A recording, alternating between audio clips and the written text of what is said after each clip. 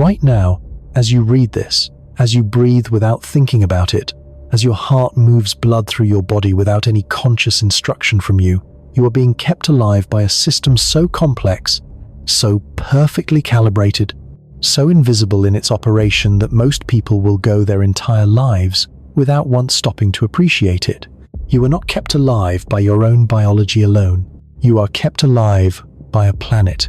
The atmosphere above you stretches roughly 60 miles in its densest layers, a thin skin of gas clinging to a rock, hurtling through space at 67,000 miles per hour.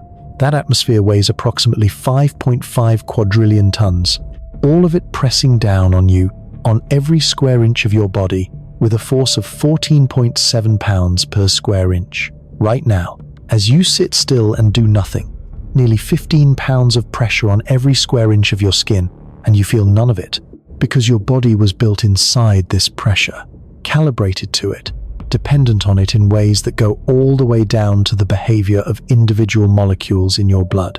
Below that atmosphere, buried inside the planet itself, a churning ocean of liquid iron generates a magnetic field that extends 40,000 miles out into space, an invisible shield that deflects the most energetic particles the sun throws at you every single second.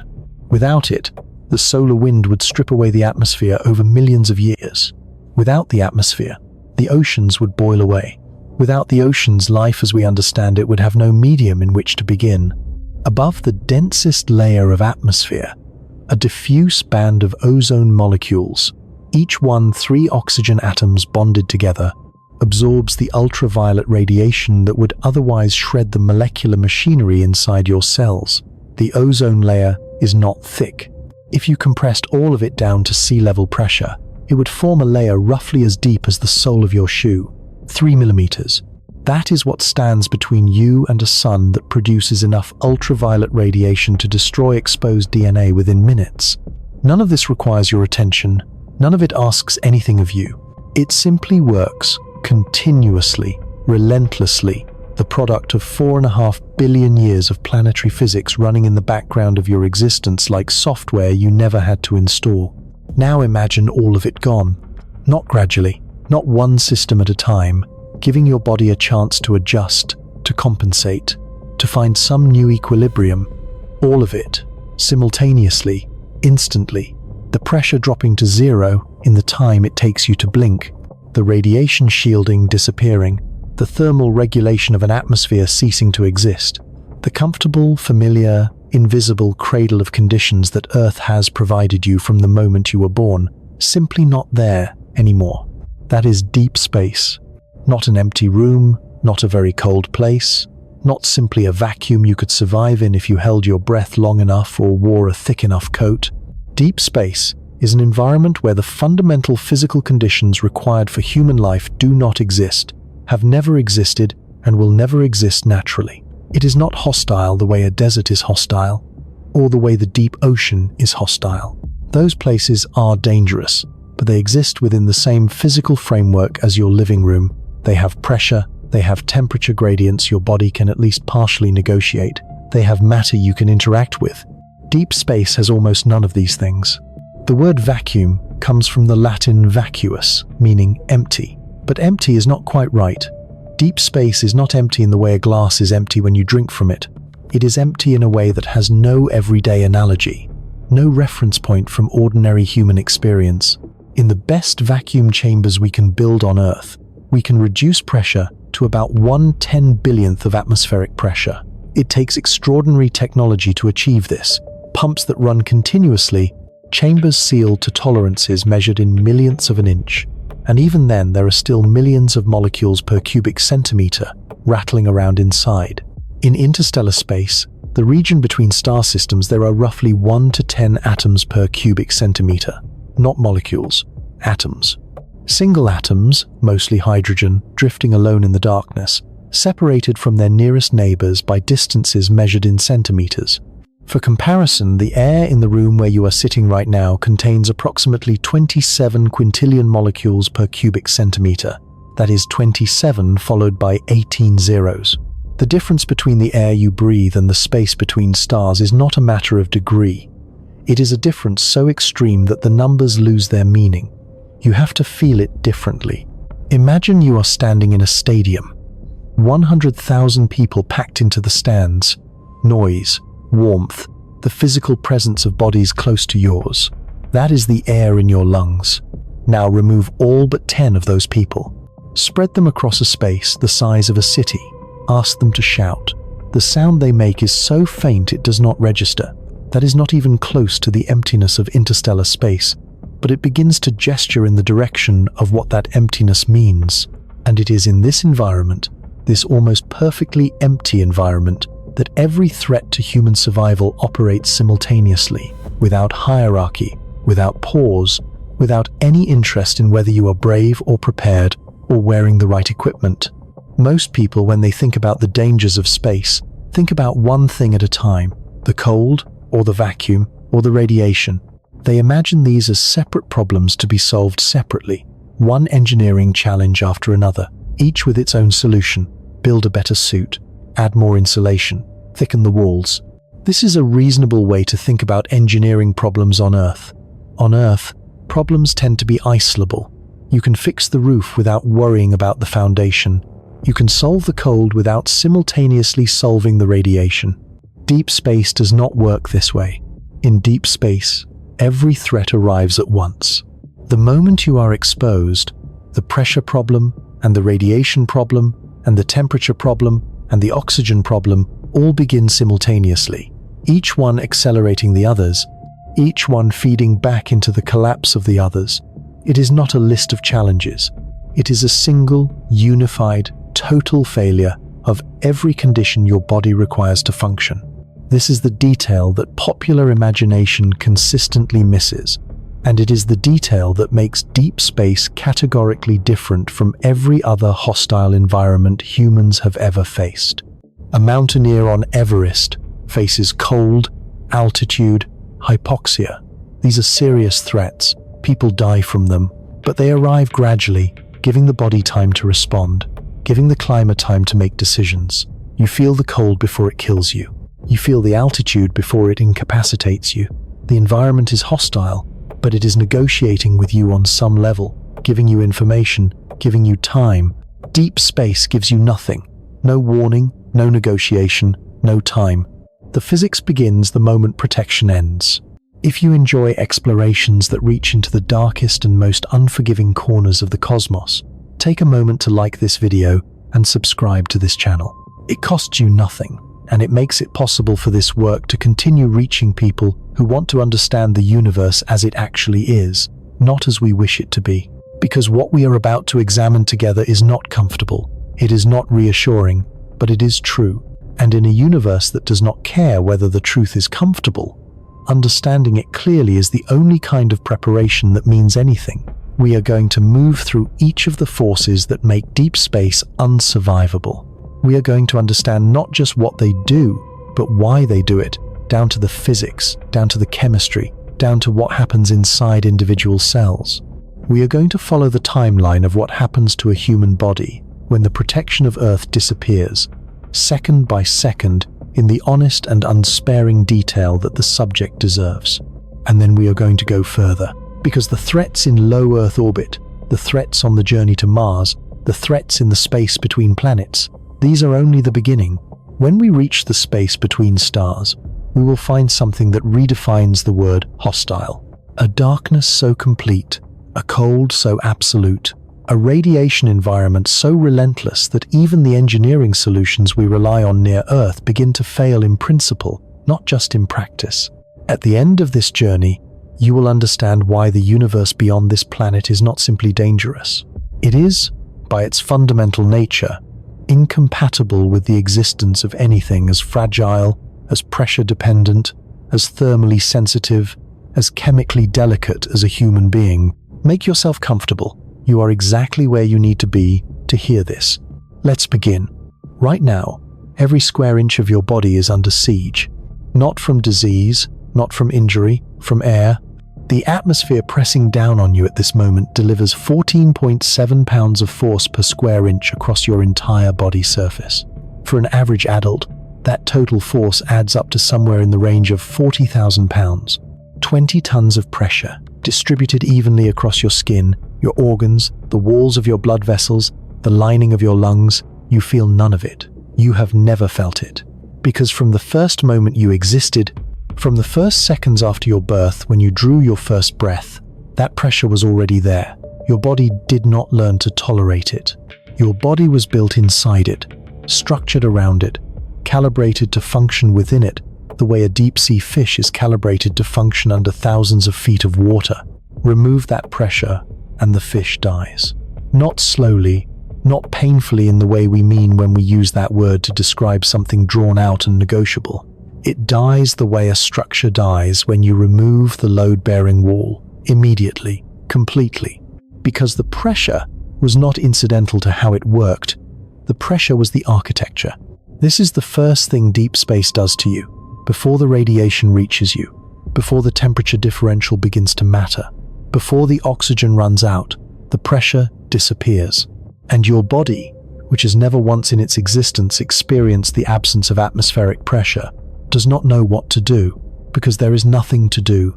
There is no adaptation available. There is no reflex that helps. There is only physics, running its course through your tissues with complete indifference. To understand what actually happens, you need to understand something about gases and liquids that most people learn in a chemistry class and then never think about again. Gases dissolve in liquids, not just in industrial processes, not just in carbonated beverages, but in your blood, right now, continuously. The oxygen you breathe dissolves into your bloodstream at the surface of your lungs, carried by hemoglobin to your cells. The carbon dioxide your cells produce dissolves back into your blood to be carried to your lungs and exhaled. Nitrogen, which makes up 78% of the air you breathe, and which your body does not use metabolically, dissolves into your blood and tissues simply because it is there, because the pressure of the atmosphere forces it into solution the way pressure forces carbon dioxide into a bottle of soda. This last point is the one that matters. Open a bottle of soda slowly and you hear a soft hiss. The pressure inside was higher than the pressure outside. When you break the seal, the pressure drops, and the carbon dioxide that was dissolved in the liquid suddenly has less pressure, forcing it to stay in solution. It comes out, it forms bubbles, it rises to the surface. If you shake the bottle first and open it suddenly, the effect is violent. The gas comes out all at once, everywhere simultaneously, and the liquid foams. Now consider what happens when the pressure surrounding your body drops not from 2 atmospheres to 1, but from 1 atmosphere to essentially 0, instantly. All the nitrogen dissolved in your blood and tissues, all the oxygen not already bound to hemoglobin, all the carbon dioxide in transit from your cells to your lungs, all of it loses the pressure that was keeping it in solution. All of it, simultaneously, begins to come out. Your blood foams. This is not a metaphor. This is not an approximation. The dissolved gases in your circulatory system literally form bubbles throughout your veins, throughout your arteries, throughout the capillaries, feeding your organs and your brain. The medical term for this process is ebullism, from the Latin ebulliere, to boil out. And boiling is precisely the right word, because what is happening in your blood is thermodynamically identical to what happens when water boils on a stove, except that the driving force is not heat, but the sudden absence of pressure. You may be familiar with a milder version of this phenomenon. Scuba divers who ascend too quickly from depth experience decompression sickness, sometimes called the bends. The pressure at depth forces nitrogen into solution in their blood. When they surface too fast, the pressure drops faster than the nitrogen can be safely exhaled through the lungs, and bubbles form in the joints, the spinal cord, the brain. The bends can be agonizing. It can be fatal. It can leave permanent neurological damage. And it happens when pressure drops from perhaps 3 or 4 atmospheres to 1. A gradual drop, a partial drop. Exposure to the vacuum of space is not a gradual drop. It is not a partial drop. It is the difference between standing in a room and having the room cease to exist. The pressure does not decrease, it disappears. And the ebullism that results is not localized to joints and tissues. It is systemic, total, happening everywhere in your body at once. But ebullism is only one of 2 simultaneous boiling processes. The other involves water. Water boils at 212 degrees Fahrenheit or 100 degrees Celsius at sea level. This is something everyone knows. What fewer people know is that this boiling point is not a fixed property of water. It is a property of water at a specific pressure. The boiling point of any liquid is the temperature at which its vapor pressure equals the surrounding atmospheric pressure. At higher pressures, water needs more energy, more heat, to boil. At lower pressures, it needs less. At the top of Mount Everest, where atmospheric pressure is roughly 1/3 of sea level, water boils at approximately 158 degrees Fahrenheit or 70 degrees Celsius, hot enough to make tea, but not hot enough to properly cook pasta. Climbers on Everest have to account for this. Follow the logic further. As pressure decreases, the boiling point of water decreases. At a pressure of approximately 0.03 pounds per square inch, which is a tiny fraction of normal atmospheric pressure, water boils at 98.6 degrees Fahrenheit, human body temperature. In the near vacuum of space, the moisture on your tongue boils, not because anything is hot, because there is no pressure to keep it liquid. The thin film of water on the surface of your eyes boils away. The moisture lining your throat and nasal passages boils. The fluid in your lungs begins to flash into vapor. This has been verified experimentally in vacuum chamber tests, not on living subjects, but on water and biological tissue samples exposed to vacuum conditions. The physics is not theoretical. It is observed and reproducible. There is something deeply strange about the sensation of boiling, the image of it that lives in your mind from watching a pot on a stove, and understanding that this process, this same fundamental molecular physics, is what happens in the mucous membranes of a human face exposed to the void, the sounds of a kitchen, the violence and the steam, and then transposing that to silence, to the absolute quiet of space, to something that happens invisibly and instantaneously, and without the theater of heat. The cold that follows is real. When liquid evaporates, it absorbs heat from its surroundings. The boiling moisture in your mouth and throat draws heat away from those tissues as it vaporizes. People who have been briefly exposed to near vacuum conditions, in accidents we will discuss shortly, have reported a distinctive sensation of cold spreading across the inside of their mouth in the first seconds. Not the cold of a winter day, something more immediate, something cellular. The timeline of what happens to a human body in vacuum is not speculation. It is the product of animal experiments, vacuum chamber accidents, and careful physiological reasoning from established biology. What follows is not dramatized. It is reconstructed from the best available evidence. At 0 seconds, exposure begins. Pressure drops instantaneously to near zero. Within the first second, the gases in your lungs begin to expand. If you are holding your breath, the expanding air tears the delicate alveolar tissue, the small sacs at the end of your airways where gas exchange occurs. The pressure difference between the air trapped inside your lungs and the vacuum outside is 1 full atmosphere, approximately 14.7 pounds per square inch. Applied to the thin, flexible tissue of the lung interior, this is catastrophic. Even if you exhale as quickly as possible, you cannot empty your lungs fast enough to prevent some damage. The air is simply expanding faster than it can be expelled. Simultaneously, ebullition begins throughout your soft tissues. The dissolved gases in your blood start forming bubbles. Your skin, which normally receives outward support from atmospheric pressure, begins to swell. The gas under your skin, the same dissolved nitrogen that would slowly work its way out if you were in a hyperbaric chamber undergoing a controlled decompression, now expands outward in every direction at once. A person exposed to vacuum would visibly swell, their body expanding to roughly twice its normal volume within seconds. This has been observed, not in humans, but in animal subjects, in the earliest days of aerospace medicine research, when scientists were first trying to understand the physiological limits of the human body for the nascent space program. The results were documented clinically and without sentiment. They are not pleasant to read. At roughly 10 seconds, the oxygen remaining in your bloodstream, the oxygen that was already in transit from your last breath to your brain and organs, is consumed. Your brain is the most metabolically demanding organ in your body, burning approximately 20% of all the oxygen you consume, despite accounting for only 2% of your body weight. It is the first to notice the supply cutoff. The first symptoms are indistinguishable from the beginning of a faint. Vision narrows. The periphery goes dark. Sound becomes distant and then absent. At approximately 15 seconds, consciousness is lost. This is important to understand clearly. You would not experience most of what follows. The body continues its failure, but the person, the experiencing subject, the awareness that is reading these words, is gone at the 15-second mark. What happens after that happens to a body, not to a person. In 1965, at the Manned Spacecraft Center in Houston, Texas, a technician named Jim LeBlanc was testing a spacesuit in a vacuum chamber.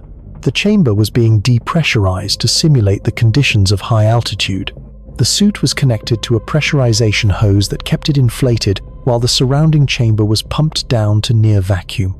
Partway through the test, the hose connecting to his suit came loose. The pressure inside his suit dropped to near zero in seconds. LeBlanc later described what he felt. He felt the saliva on his tongue begin to boil. A tingling sensation, he said, spreading across his mouth. Then nothing. He lost consciousness within seconds.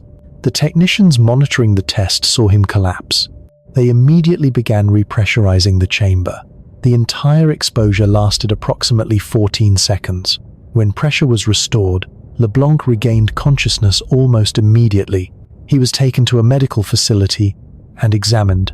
He had suffered no permanent injury. He recovered completely. 14 seconds. That is the documented boundary of survivable vacuum exposure, and it required immediate repressurization, a controlled environment, and trained medical staff standing by. LeBlanc himself has said in interviews that he was lucky the chamber could be repressurized as quickly as it was. A few more seconds, and the outcome would have been different. In deep space, there is no chamber to repressurize. There is no medical team outside the door. There is no door. There is only the void, extending in every direction farther than light has traveled in the lifetime of the Earth. 14 seconds becomes a death sentence with no appeal. There is a detail about the vacuum exposure problem that receives almost no attention in popular accounts of space dangers, and it illuminates something important about the way deep space defeats engineering solutions. The spacesuit is the obvious answer to the vacuum problem.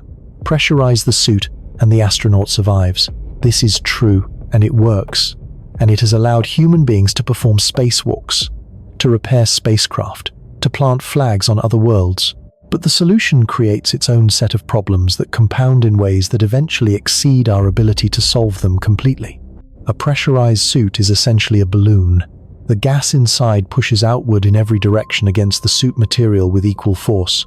This means that every joint in the suit, every point where the suit must flex to allow movement, is fighting against the internal pressure, trying to straighten it, trying to return the suit to its natural spherical shape. Bending your elbow in a pressurized suit is like trying to bend an inflated tire, not impossible, but requiring constant muscular effort against a constant resistive force. NASA's current extravehicular mobility units, the suits used for spacewalks from the International Space Station, operate at an internal pressure of 4.3 pounds per square inch, lower than atmospheric pressure, which reduces the resistance at joints and makes movement somewhat more manageable. But even at this reduced pressure, 6 hours of working in the suit is exhausting in a way that 6 hours of equivalent physical work on Earth is not. Astronauts return from spacewalks with cramped hands, aching forearms, fatigue that goes deeper than ordinary physical tiredness. The gloves are the worst of it. The hands require fine motor control, turning bolts, handling small components, manipulating delicate instruments. All of this while fighting the pressure, trying to keep your fingers straight. After repeated missions, some astronauts have reported losing fingernails. The constant pressure of the glove against the fingertip lifts the nail from the nail bed over time. It is a small injury in the context of everything else we are discussing, but it speaks to something larger. The suit is a solution to the vacuum problem, but it is a solution that costs you continuously in ways that accumulate, and the suit can fail. In July of 2013, Italian astronaut Luca Parmitano was approximately 1 hour into a spacewalk outside the International Space Station when he felt something wet at the back of his head, inside his helmet. He initially thought it was water from the drinking bag mounted inside the suit, a routine occurrence. But within minutes, the water was spreading across the back of his head, around to his ears, forward toward his eyes and nose. The cooling system in his suit had developed a leak. Water was entering his helmet from the back and, in the zero-gravity environment, was not draining. It was accumulating, floating, covering his face. Parmitano could not see. He could barely hear. The water was reaching his nose, his mouth. He was, in the most technically precise sense of the word, drowning in his spacesuit. In the vacuum of space, 250 miles above the Earth, he made his way back to the airlock by memory and by touch, following the safety tether hand over hand, unable to see the station, unable to hear clearly. By the time the airlock cycled and his crewmates removed his helmet, there was more than a liter of water floating inside it. He had survived. But the margin was narrow enough that it is uncomfortable to contemplate, even now, more than a decade later. The suit failed, not catastrophically, not instantly, incrementally, quietly, a small mechanical failure in a waterline, the kind of failure that on Earth would result in a wet floor and a maintenance call. In space, it nearly killed him. This is what the pressure problem looks like in practice, not the dramatic explosive decompression of science fiction, the quiet accumulation of small failures in systems that must work perfectly, in an environment that punishes imperfection immediately and without proportion. There is one more dimension of the pressure problem that is worth sitting with before we move forward.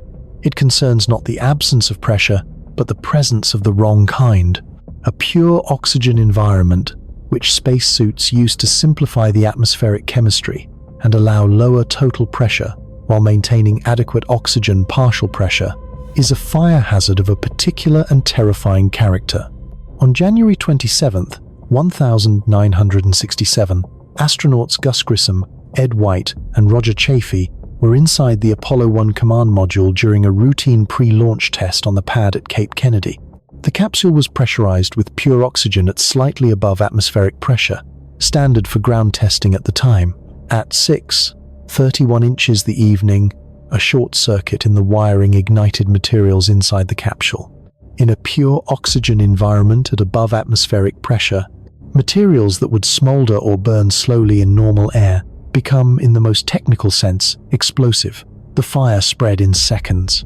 The crew reported the fire, then the transmission ended. The hatch on the Apollo 1 capsule required approximately 90 seconds to open from the inside under ideal conditions. The fire took less time than that to become unsurvivable. Technicians on the pad heard the crew's final transmissions, saw the flames, and could not reach them in time. All three died within 17 seconds of the first report of fire. Grissom, White, and Chaffee. Three men who had each survived test flights of experimental aircraft, who had each been selected from hundreds of applicants as among the most capable human beings alive for this work, who understood better than almost anyone on Earth what they were signing up for. Killed not by the vacuum of space, but by the engineering solution to the vacuum of space, by the pure oxygen environment that the suit and capsule required to function. The investigation that followed led to fundamental redesigns of the Apollo capsule. New materials, new atmospheric mixtures during ground testing, new hatch designs. The program was delayed 21 months. When it resumed, it was safer. But the three men were still gone. This is the weight of the pressure problem, not just the physics of vacuum, which is brutal and swift, and can be at least partially addressed with engineering, but the second and third order consequences of the engineering solutions themselves. Every solution to a space survival problem introduces new failure modes, and in the environment of deep space, failure modes do not remain theoretical for long. The pressure problem is the first and most immediate of the forces that make deep space unsurvivable, but it is only the first. The next one has been moving toward you since before the sun was born. There is a particle moving through the wall of the room where you are sitting right now. Not metaphorically, not approximately. Right now, as you read this sentence, a subatomic particle originating from a star that exploded somewhere in this galaxy before the Earth existed is passing through the ceiling, through your body, through the floor, and continuing downward into the ground below you, decelerating slightly as it goes, losing a fraction of its energy to the matter it passes through, and then continuing outward through the planet itself and into the space below. You did not feel it. You will never feel it. The particle is moving at perhaps 99.9% of the speed of light, and its interaction with your tissue was over in a time so brief that no biological process could register it. It may have passed through a cell without disturbing anything meaningful. It may have struck a DNA molecule and broken a chemical bond. It may have initiated a cascade of ionization in the cells along its path, a trail of molecular damage so narrow it could not be seen under any microscope, but real nonetheless. This happens to you thousands of times every day. Most of it causes no lasting harm. Your cells have repair mechanisms, molecular machinery devoted entirely to finding and correcting damage to DNA. Evolution has had billions of years to optimize these systems, because cosmic rays have been raining down on Earth's surface since long before complex life began. The repair mechanisms are good. Most of the damage gets fixed. The errors that slip through accumulate slowly over a lifetime, contributing to the background risk of cancer that every living thing carries. But here is the critical word in everything I just told you. Most.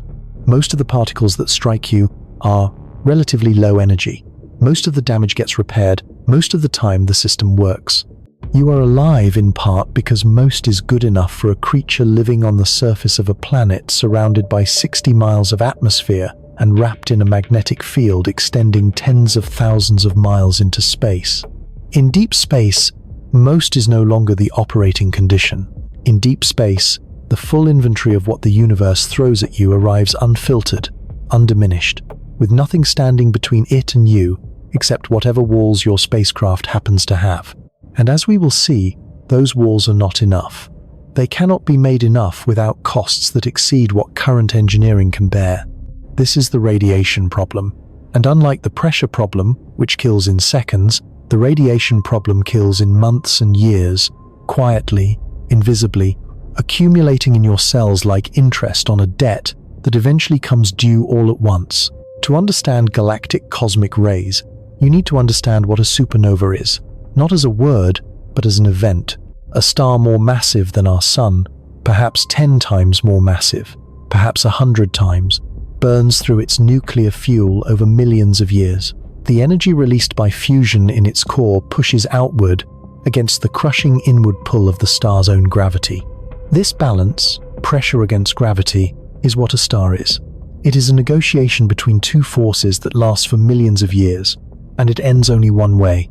When the fuel runs out, the outward pressure disappears. Gravity wins instantly. The core of the star collapses in less than a second, falling inward so rapidly that the material rebounds off the newly formed neutron core and explodes outward in a shockwave of almost incomprehensible violence. The energy released in those seconds equals the total energy output of our sun over its entire 10-billion-year lifetime, released in seconds. The shockwave that travels outward through the collapsing star accelerates the charged particles it encounters.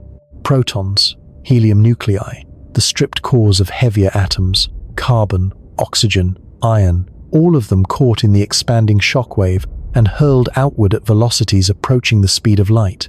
These particles, these atomic nuclei moving at relativistic speeds, radiate in every direction from the explosion site.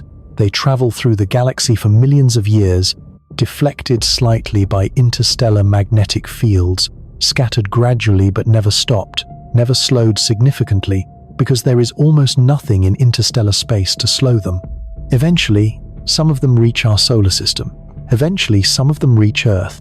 When a galactic cosmic ray, a single atomic nucleus moving at 99% of the speed of light, strikes a human cell, the energy it carries is millions of times greater than the energy involved in any chemical reaction inside that cell.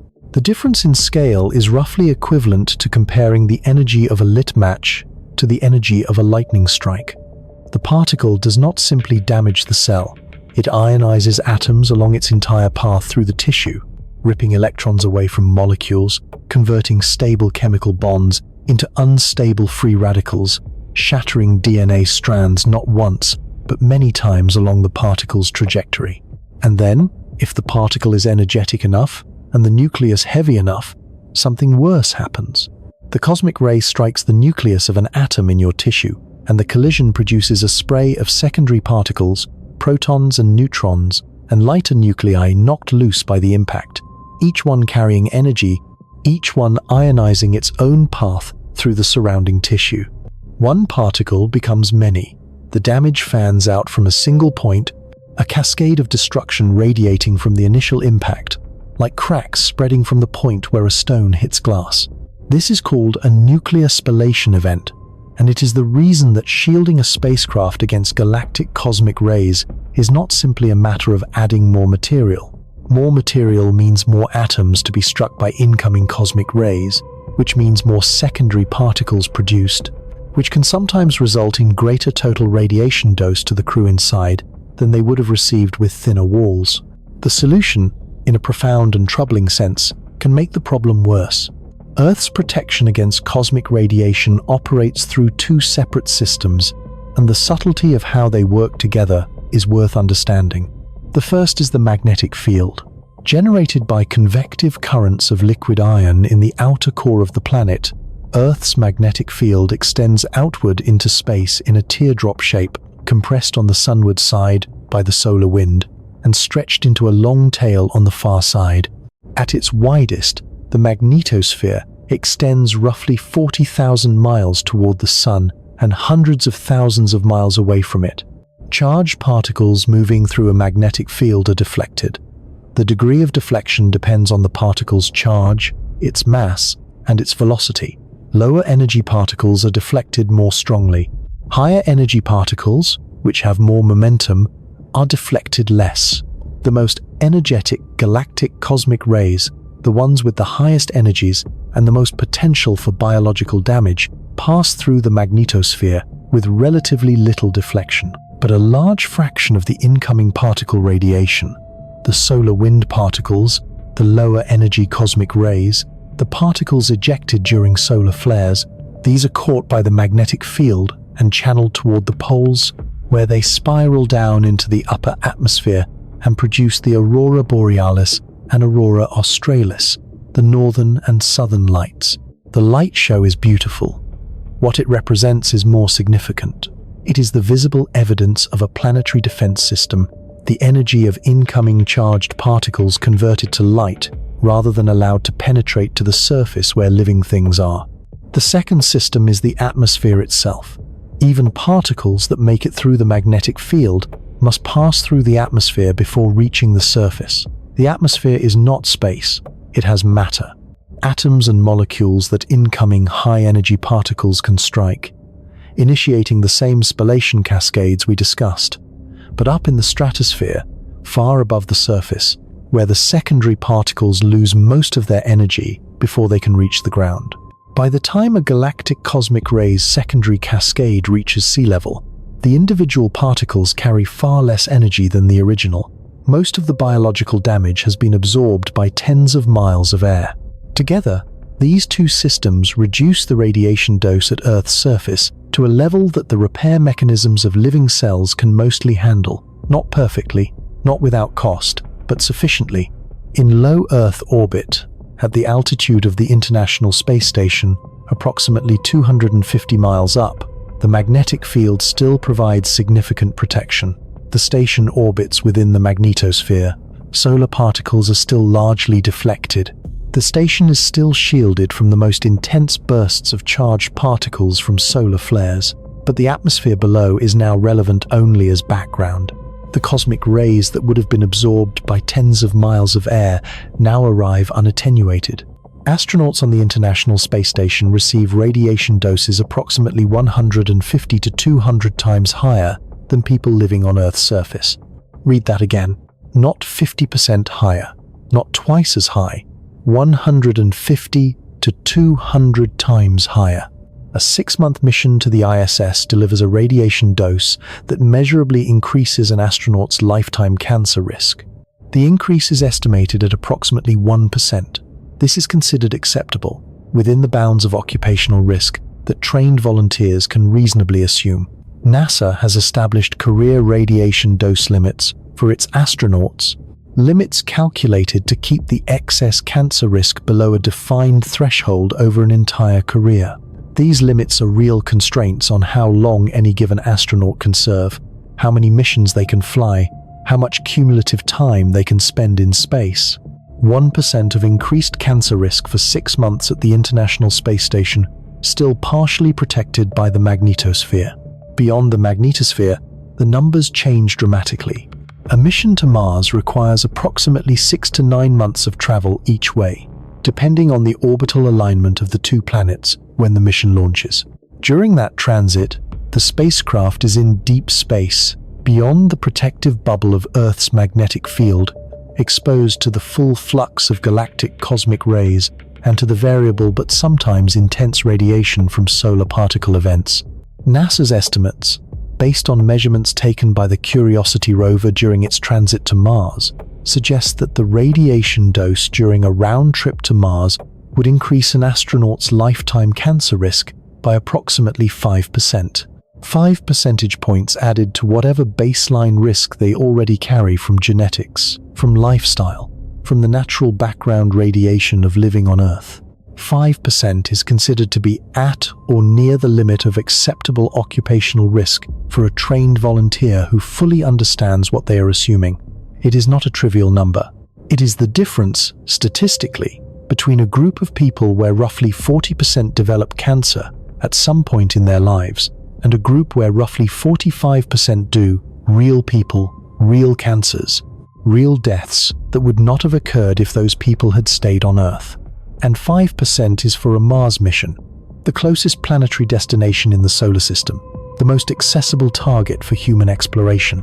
For missions to the outer planets, to Jupiter and Saturn and beyond, the transit times are measured in years rather than months. The radiation exposure scales accordingly. A mission to Jupiter would take approximately 6 years with current propulsion technology. The radiation dose accumulated during that transit would be staggering. The excess cancer risk would move from the edge of acceptability into territory that no rational framework for occupational risk could justify. This is before accounting for the radiation environment of Jupiter itself. The planet's magnetic field, which is far stronger than Earth's, traps charged particles in radiation belts of extraordinary intensity. The innermost moons of Jupiter orbit within these radiation belts. At Europa's orbital distance, the radiation dose rate is approximately 540 rem per day. For context, a dose of 300 to 500 rem received over a short period causes acute radiation syndrome, nausea, vomiting, hemorrhaging, immune system collapse. A dose of 600 rem or more over a short period is lethal in a majority of cases without intensive medical treatment. Europa's radiation environment would kill an unprotected human in hours. The natural response to everything I have described is to ask about shielding. If radiation is the problem, why not build thicker walls? Why not surround the crew compartment with enough material to absorb the incoming particles before they reach the people inside? This is a reasonable question. It is the question that aerospace engineers have been working on since the beginning of the space age. And the answer is deeply unsatisfying because it runs into a wall of physics on one side and a wall of practicality on the other, and the space between those walls is not large enough to fit a solution. The physics problem is the one we touched on earlier. Galactic cosmic rays, the most energetic particles in the radiation environment of deep space, are not stopped by thin material. They pass through it. The particles that are stopped, the lower energy solar particles, the secondary electrons, these can be blocked effectively by even modest shielding. But the galactic cosmic rays carry enough energy to pass through meters of solid material with only gradual energy loss. To reduce the galactic cosmic ray dose to the levels an astronaut receives on Earth's surface, you would need shielding equivalent to the protection provided by Earth's atmosphere, roughly the equivalent of 10 meters of water surrounding the crew compartment on all sides. 10 meters of water. Calculate the mass of that shielding for even a small crew compartment, say 4 meters in diameter and 6 meters long. The surface area is approximately 90 square meters. 10 meters of water on all sides means the water layer alone has a volume of roughly 900 cubic meters. Water has a mass of 1 kilogram per liter, 1 ton per cubic meter. The shielding water alone would weigh approximately 900 metric tons. The entire International Space Station, the largest structure ever assembled in space, has a mass of approximately 420 metric tons. The shielding required to protect against galactic cosmic rays would weigh more than twice the entire ISS, and that is for a small crew compartment. A spacecraft large enough for a Mars mission with a crew of 6, with supplies, life support, propulsion, and all the other systems required, would need proportionally more. Launching mass to orbit costs money in direct proportion to the mass launched. At current launch costs, placing a kilogram of material in low Earth orbit costs between approximately $1,500 and $3,000, depending on the launch vehicle. Placing 900 metric tons of water in low Earth orbit, before even considering the rest of the spacecraft, would cost somewhere between $1.3 and $2.7 billion, just for the shielding water, just for the radiation protection layer. And then there is the propulsion problem. Every kilogram of shielding mass added to a spacecraft is a kilogram that must be accelerated to interplanetary velocity. The rocket equation, first described formally by the Russian mathematician Konstantin Tsiolkovsky in 1903, relates the change in velocity a rocket can achieve to the ratio of its initial mass to its final mass after the fuel is burned. It is an exponential relationship, which means that adding mass to a spacecraft does not linearly increase the fuel required. It increases it exponentially. Double the payload mass, and you need far more than double the fuel. The rocket equation is merciless in this way, and it has shaped every spacecraft design decision made since the first satellites were launched. There is a term engineers use for this situation. They call it the tyranny of the rocket equation. And for the radiation shielding problem, the tyranny is total. Adding enough shielding to significantly reduce cosmic ray exposure adds so much mass that the fuel required to move that mass becomes impractical. The shielding defeats itself. The practical compromise that current spacecraft design accepts is this: use what shielding is feasible, perhaps a few centimeters of polyethylene or water in the most critical areas, except that it provides meaningful protection against lower energy solar particles, but almost no protection against galactic cosmic rays, and limit mission duration to keep the accumulated dose within the bounds of acceptable risk. For low Earth orbit missions lasting up to 6 months, this is workable. The magnetic field does most of the work. The shielding handles the residual. The career dose limits for astronauts set the constraint on how much time any individual can spend in space. For deep space missions beyond the magnetosphere, the compromise becomes increasingly inadequate as mission duration increases. A 6-month transit to Mars sits at the edge of acceptability. A multi-year mission to the outer solar system does not sit at any edge of acceptability. It simply exceeds what can be justified on any framework of occupational risk that treats human beings as ends in themselves rather than means to a goal. And there is one more variable in the radiation problem that makes even the cautious estimates of mission planners uncertain in a deeply uncomfortable way. The Sun is not constant. The Sun has an activity cycle approximately 11 years long, during which its magnetic field gradually weakens, reverses, and strengthens again. At solar maximum, the Sun's surface is turbulent, producing frequent solar flares and coronal mass ejections, massive eruptions of plasma, and charged particles that can deliver radiation doses to unshielded humans in deep space within hours of the event. At solar minimum, the Sun is quieter, but the reduced solar magnetic field provides less deflection of incoming galactic cosmic rays, which paradoxically means that cosmic ray flux at Earth and in the inner solar system is actually higher during solar minimum than during solar maximum. Mission planners must navigate this trade-off. Launch during solar maximum to reduce cosmic ray exposure, but accept higher risk from solar particle events. Launch during solar minimum to reduce solar particle risk, but accept higher cosmic ray flux. There is no window in the solar cycle that minimizes both risks simultaneously. The Apollo missions to the Moon were undertaken between 1969 and 972, a period that spanned solar maximum. The astronauts were fortunate. No major solar particle events occurred during any of the missions while the crews were on the lunar surface or in transit. The nearest significant event occurred in August 1972, between the Apollo 16 and Apollo 17 missions. Had that event occurred while a crew was on the lunar surface, with no magnetosphere, and only the thin aluminum skin of the lunar module between them and the incoming particles, the radiation dose could have been lethal. They were lucky. The word lucky is not a comfort when you are planning missions that will last months or years rather than days. There is a dimension of the radiation problem that receives almost no attention in discussions of space travel, and it is perhaps the most unsettling of all the effects that chronic radiation exposure produces. It is not cancer. Cancer is the well-known long-term risk, the one that appears in every discussion of astronaut health, the one that NASA's career dose limits are designed to constrain. The effect I'm referring to is cognitive. Studies conducted by researchers at the University of California at Irvine, published in the journal Scientific Reports, exposed mice to charged particle radiation at doses and energies comparable to what astronauts would experience on a deep space mission. The results were not what the researchers anticipated. The irradiated mice showed measurable changes in brain structure. They showed impaired performance on cognitive tasks. They showed what the researchers described as deficits in short-term memory, in the ability to form new memories, in the capacity for complex problem-solving.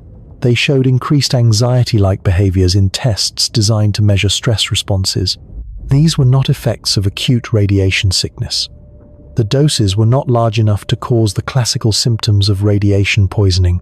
These were subtle, chronic effects, the result of slow, continuous ionization damage to neurons and to the support cells that maintain the chemical environment of the brain. The kind of damage that accumulates over months and years of exposure to the galactic cosmic ray environment of deep space. Whether these effects translate directly to humans, and at what dose thresholds, is not yet fully established. The biology of mice and humans shares fundamental mechanisms, but also has important differences. The research is ongoing.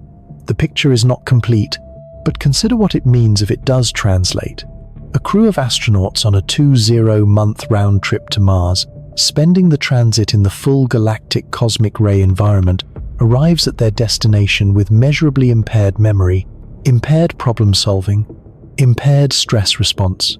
They are asked to land on a planet they have never visited, to operate in an environment with its own set of hazards, to make complex real-time decisions without the ability to consult Earth in real time due to communication delays.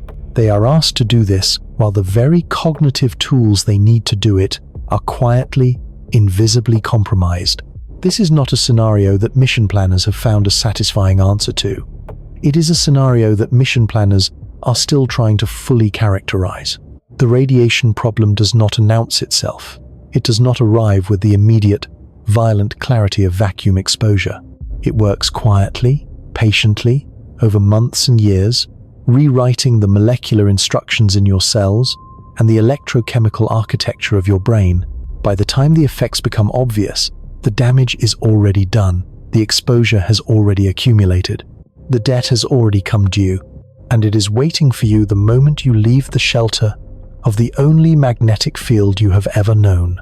The pressure problem kills in seconds. The radiation problem kills in months. But there is a third force operating in deep space that kills in ways even stranger than either of these, and understanding it requires letting go of one of the most deeply held intuitions people carry about the nature of cold. Ask almost anyone what they know about the temperature of space, and they will tell you it is cold, extremely cold, fatally cold.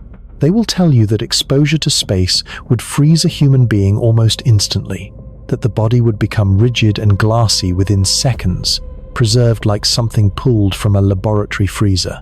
They have seen this in films. They have read it in books. The image is vivid and specific and almost universally held. It is also wrong, not partially wrong, not wrong in the details while being right in the general shape. Fundamentally, structurally, physically wrong in a way that reveals something important about how the universe actually works, and about why deep space is dangerous in ways that do not match our intuitions. The truth is stranger than the familiar image, and in some ways, it is more disturbing because the real thermal environment of deep space does not threaten you with one extreme. It threatens you with two opposite extremes simultaneously, on different sides of your body, with nothing to mediate between them, no atmosphere to distribute heat, no convective medium to average out the difference. It threatens you with a temperature gradient so steep that the engineering required to manage it is among the most sophisticated thermal work human beings have ever attempted. And even that engineering, running continuously, requiring power and maintenance and components that can fail, is barely sufficient to keep a human body alive in the most accessible regions of space. Understanding why requires understanding something that most people learned once and never thought about again. Heat does not simply exist. Heat moves, and the way it moves depends entirely on what is available to move it. There are three mechanisms by which heat transfers from one place to another. Every transfer of thermal energy that has ever occurred anywhere in the universe has occurred through one or more of these three mechanisms, and understanding them is the only way to understand why space is not cold in the way winter is cold. The first mechanism is conduction. When you touch a cold metal surface, heat moves from your warmer hand into the cooler metal through direct molecular contact. The vibrating molecules of your skin collide with the less energetic molecules of the metal, transferring kinetic energy, warming the metal slightly and cooling your skin. Conduction requires physical contact between materials. It requires matter to be present on both sides of the transfer. The second mechanism is convection. When air above a radiator warms up, it becomes less dense and rises. Cooler air flows in to replace it, warms in turn, rises, and the cycle continues. Heat is carried by the movement of a fluid, gas or liquid, from a warmer region to a cooler one. Convection requires a fluid medium. It requires matter in bulk motion. The third mechanism is radiation. Every object with a temperature above absolute zero emits electromagnetic radiation. The hotter the object, the more radiation it emits, and the shorter the wavelength. Objects at thousands of degrees emit visible light. Objects at hundreds of degrees emit infrared radiation. Objects at room temperature emit infrared radiation at lower intensities and longer wavelengths. This radiation travels outward in all directions at the speed of light, requiring no medium, no contact, no matter of any kind between the emitting object and whatever eventually absorbs the radiation. Radiation is the only mechanism of heat transfer that works in a vacuum. In space, there is no matter for conduction. There is no fluid for convection. There is only radiation, moving at the speed of light in all directions, carrying energy away from anything warm enough to emit it. This single fact changes everything about the thermal environment of space in ways that most people never consider. On Earth, if you stand outside on a cold winter day, you lose heat through all three mechanisms simultaneously. Conduction from your skin to the cold air molecules touching it. Convection as those warmed air molecules rise and are replaced by cooler ones. Radiation as your body emits infrared light into the surrounding environment. The combined effect is rapid. You feel cold within seconds. Your extremities cool first. Your core temperature begins to drop within minutes if you are not dressed adequately. The coldness of a winter day is primarily a convective phenomenon. The wind chill factor, the reason a 20-degree day feels much colder when it is windy than when it is calm, is entirely a convective effect. Moving air carries heat away from your body faster than still air. Remove the wind and the same temperature day feels warmer. This is why windbreaker jackets work. They do not add heat. They simply block the convective flow of air against your skin, allowing a thin, warm layer to build up. Now remove the air entirely. Remove all matter from the environment. Place a human body in the vacuum of space, far from any star, and ask how quickly it cools. The answer surprises almost everyone. Slowly. A human body in vacuum loses heat only through radiation. At normal body temperature, 98.6 degrees Fahrenheit, the human body radiates approximately 100 watts of infrared energy. That sounds like a meaningful amount of power. A 100-watt light bulb is perceptibly warm to the touch. But consider what 100 watts means in terms of cooling a 70 kilogram body.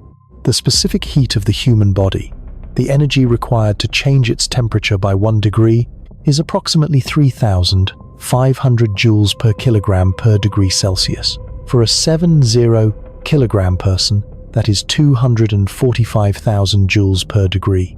At a radiative loss rate of 100 watts, which is 100 joules per second, it would take 2,450 seconds, approximately 40 minutes, to cool the body by 1 degree Celsius through radiation alone. 40 minutes to cool by 1 degree, hours to cool by enough to be fatal. The movie image of a human being freezing solid in seconds upon exposure to space is not merely an exaggeration, it is physically impossible. The mechanism that would produce that result, rapid conductive and convective cooling, simply does not exist in vacuum. Radiation is too slow. The human body, radiating at body temperature into the cosmic microwave background radiation of space, would take many hours to cool to dangerous levels through radiation alone. The immediate threats to a human in vacuum, the pressure failure, the ebullition, the oxygen deprivation, these would end a person long before the cold became relevant. In the context of an unprotected vacuum exposure, temperature is almost beside the point. But for a protected human, for an astronaut in a spacesuit or inside a spacecraft, the thermal problem becomes not one of freezing, but of something quite different. And it is here that the real strangeness of space thermal physics reveals itself. The problem is not too little heat. The problem is too much, and nowhere to put it. A human body at rest generates approximately 80 to 100 watts of metabolic heat. A working astronaut performing physical tasks during a spacewalk generates 300 to 500 watts. All of this heat must go somewhere. On Earth, it goes into the surrounding environment through conduction and convection, mostly. The air absorbs the heat and carries it away. You feel warm on a hot day not primarily because the sun is heating you, but because the air is too warm to efficiently carry your metabolic heat away. That is what hot weather is, a reduction in the effectiveness of convective cooling. In a spacesuit, there is no convective cooling. The suit is a sealed volume. The metabolic heat generated by the astronaut's body has nowhere to go through conduction or convection because there is nothing to conduct it to and no fluid to carry it away. The only exit for that heat is radiation, and radiation from the outer surface of a spacesuit into the cold of space is a process the suit must actively manage because the rate of radiative heat loss depends on the surface temperature and the surface area of the suit, and these cannot simply be left uncontrolled. If the suit radiates too little heat, the astronaut overheats. In the sunlit portion of an orbit, where solar radiation delivers 1,360 watts per square meter to the sunward side of the suit, the overheating problem is acute. The suit absorbs solar energy faster than the astronaut can radiate it away. Without active cooling, a suited astronaut in direct sunlight would experience a rapid rise in internal temperature, reaching dangerous levels within minutes. If the suit radiates too much heat, the astronaut freezes. In the shadowed portion of an orbit, with no solar input and the suit radiating metabolic heat away into the near absolute zero background of space, the cooling rate can exceed the metabolic heat generation and the astronaut begins to cool. And here is the detail that makes the thermal problem in space genuinely strange. Both of these conditions can exist simultaneously, not in alternation, simultaneously, on different sides of the same body. The sunlit side of a spacesuit, directly exposed to solar radiation, can reach temperatures of approximately 250 degrees Fahrenheit or 121 degrees Celsius.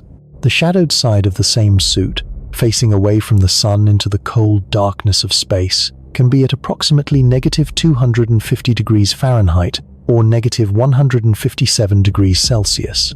The temperature difference across the width of a human body, a distance of perhaps 2 feet, is 500 degrees Fahrenheit. 500 degrees across 2 feet of spacesuit. On Earth, a temperature difference like that would require one side of your body to be in a furnace and the other in liquid nitrogen. The atmosphere distributes heat so effectively that such gradients cannot exist naturally at human scales. In space, they exist continuously, separated by nothing but the material of the suit. Managing this gradient is one of the central engineering challenges of spacewalk design. The suit's outer layer is white, specifically because white surfaces have low absorptivity for solar radiation and high emissivity for infrared radiation, which is the physical basis of the color's cooling effect. The suit has multiple layers of insulation to prevent heat from the hot outer surface conducting inward to the astronaut.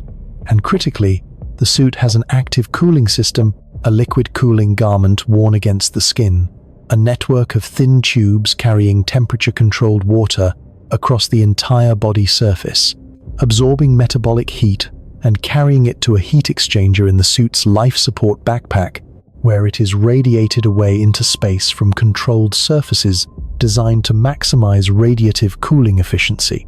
This liquid cooling garment is not a comfort feature. It is a life-critical system. Without it, an astronaut performing physical work in a spacesuit would reach dangerous core temperatures within approximately 10 to 15 minutes. The system must operate continuously throughout any spacewalk. If it fails, the spacewalk must end immediately. On July 16, 2013, 6 days before Luca Parmitano's near-drowning incident, NASA astronaut Chris Cassidy and European Space Agency astronaut Luca Parmitano completed a successful 6-hour spacewalk outside the International Space Station. The work went smoothly. The thermal systems in both suits functioned normally. The astronauts returned inside without incident. 1 week later, Parmitano's suit failed in the way we have already discussed, with water entering his helmet from the cooling system. What is less widely known is what that failure revealed about how the life support backpack in the suit managed heat. The water that entered Parmitano's helmet was from the suit's cooling water supply. The same water that circulated through the liquid cooling garment absorbed metabolic heat from his body and was supposed to route through the heat exchanger before returning to the garment. The water escaped through a fault in the circulation path and found its way into the helmet. The same water that was keeping him from overheating was the water that nearly drowned him. There is something almost philosophical about this. The mechanism of survival became the mechanism of danger. The solution to one physical problem, the thermal problem, created the conditions for another. This is a recurring pattern in the engineering of space survival systems, and it is one of the reasons that deep space is not simply a list of problems to be solved sequentially, but a complex interacting system where solving one problem displaces the risk rather than eliminating it. The thermal management problem extends far beyond the spacesuit to the spacecraft itself, and here the problem takes on a different character that is equally challenging. A spacecraft in operation generates heat from every system running inside it. The computers generate heat, the life support systems generate heat, the communication equipment generates heat, the bodies of the crew generate heat. In the vacuum of space, all of this heat can only leave the spacecraft through radiation. If the heat is not actively managed, it accumulates, raising the internal temperature until electronics fail, until the crew becomes incapacitated, until systems shut down in ways that cascade into total vehicle failure. The International Space Station manages its thermal load through a system of external radiator panels, large flat surfaces mounted on the station's truss structure that are visible in nearly every photograph of the station taken from outside. These panels circulate a fluid, ammonia, through their interior. The ammonia absorbs heat from the station's interior systems through heat exchangers inside the pressurized modules, carries that heat to the external panels, and radiates it away into space from the panel surfaces.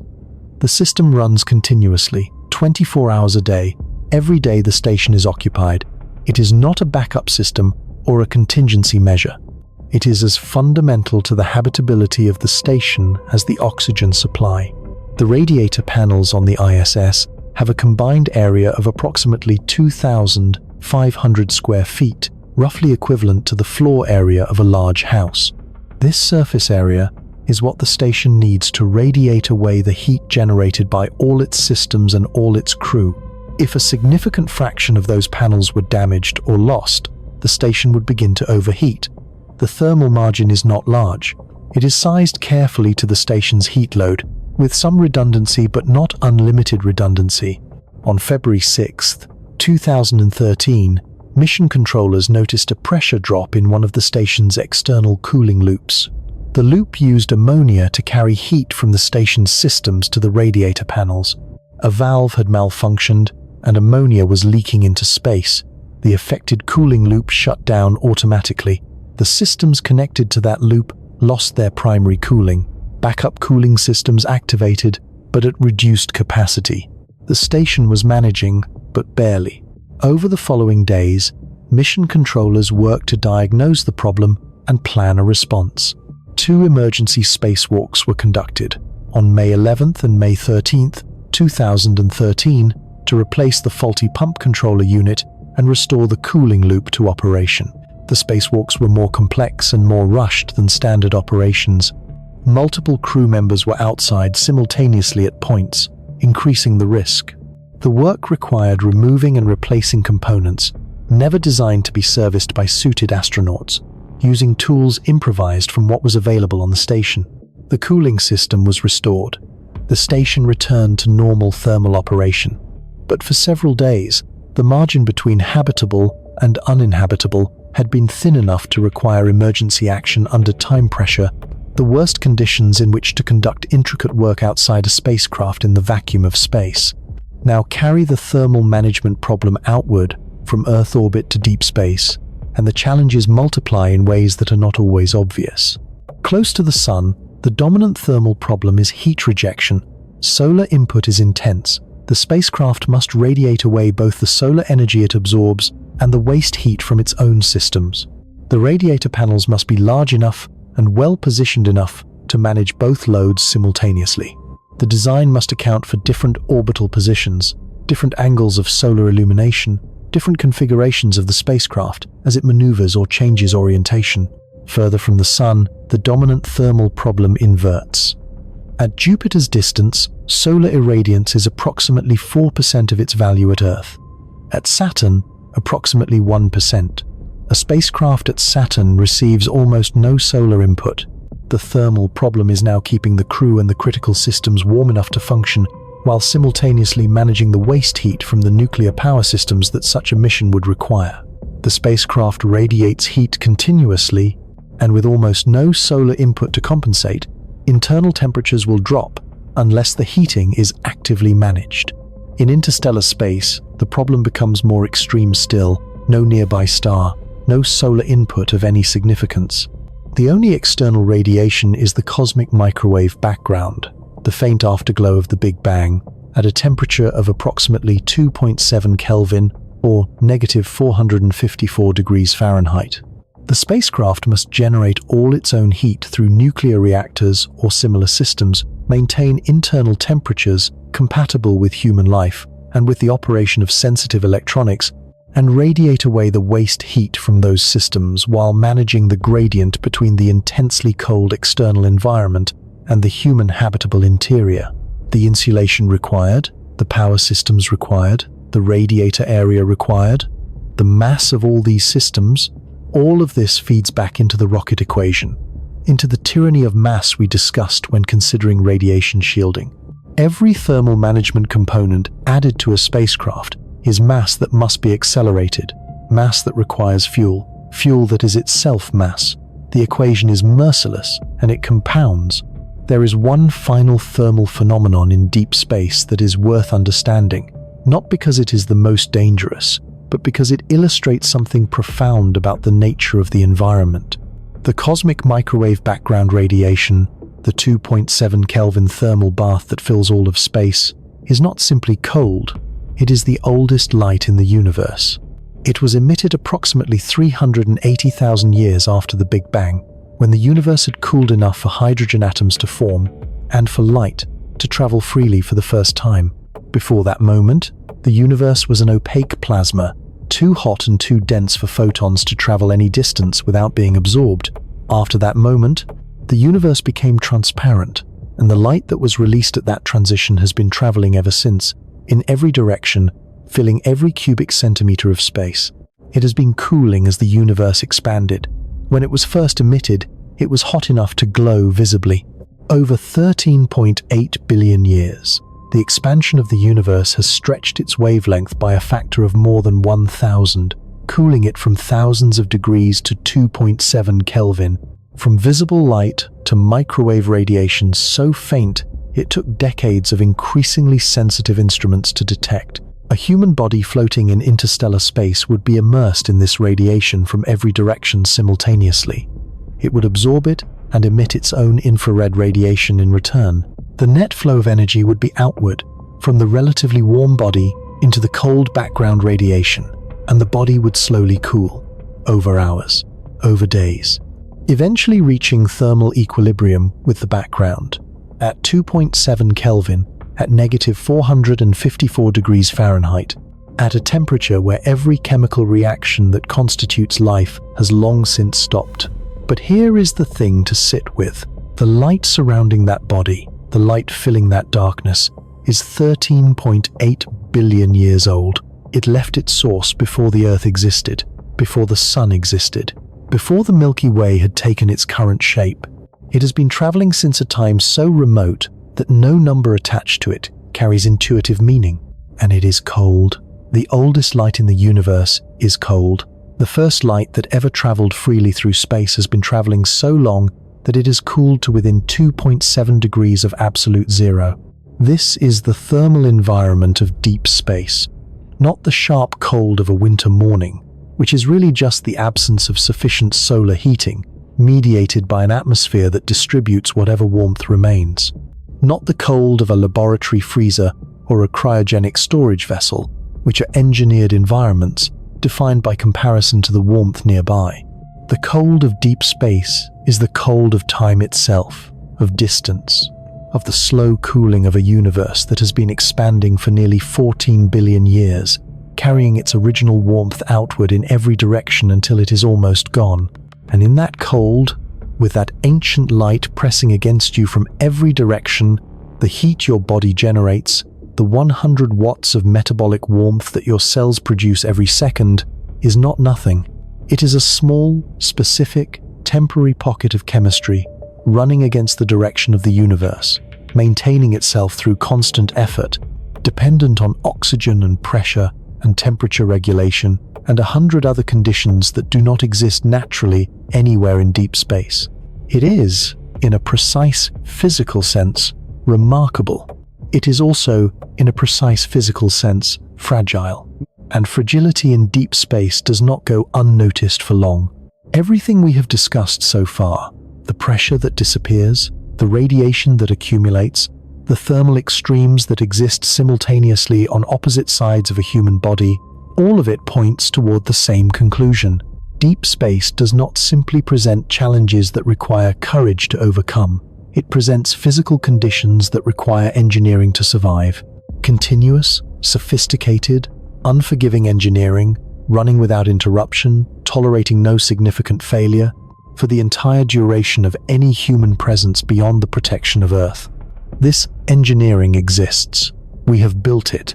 The spacesuit, the spacecraft, the life support systems aboard the International Space Station, these are genuine achievements, among the most complex objects human beings have ever constructed. They work.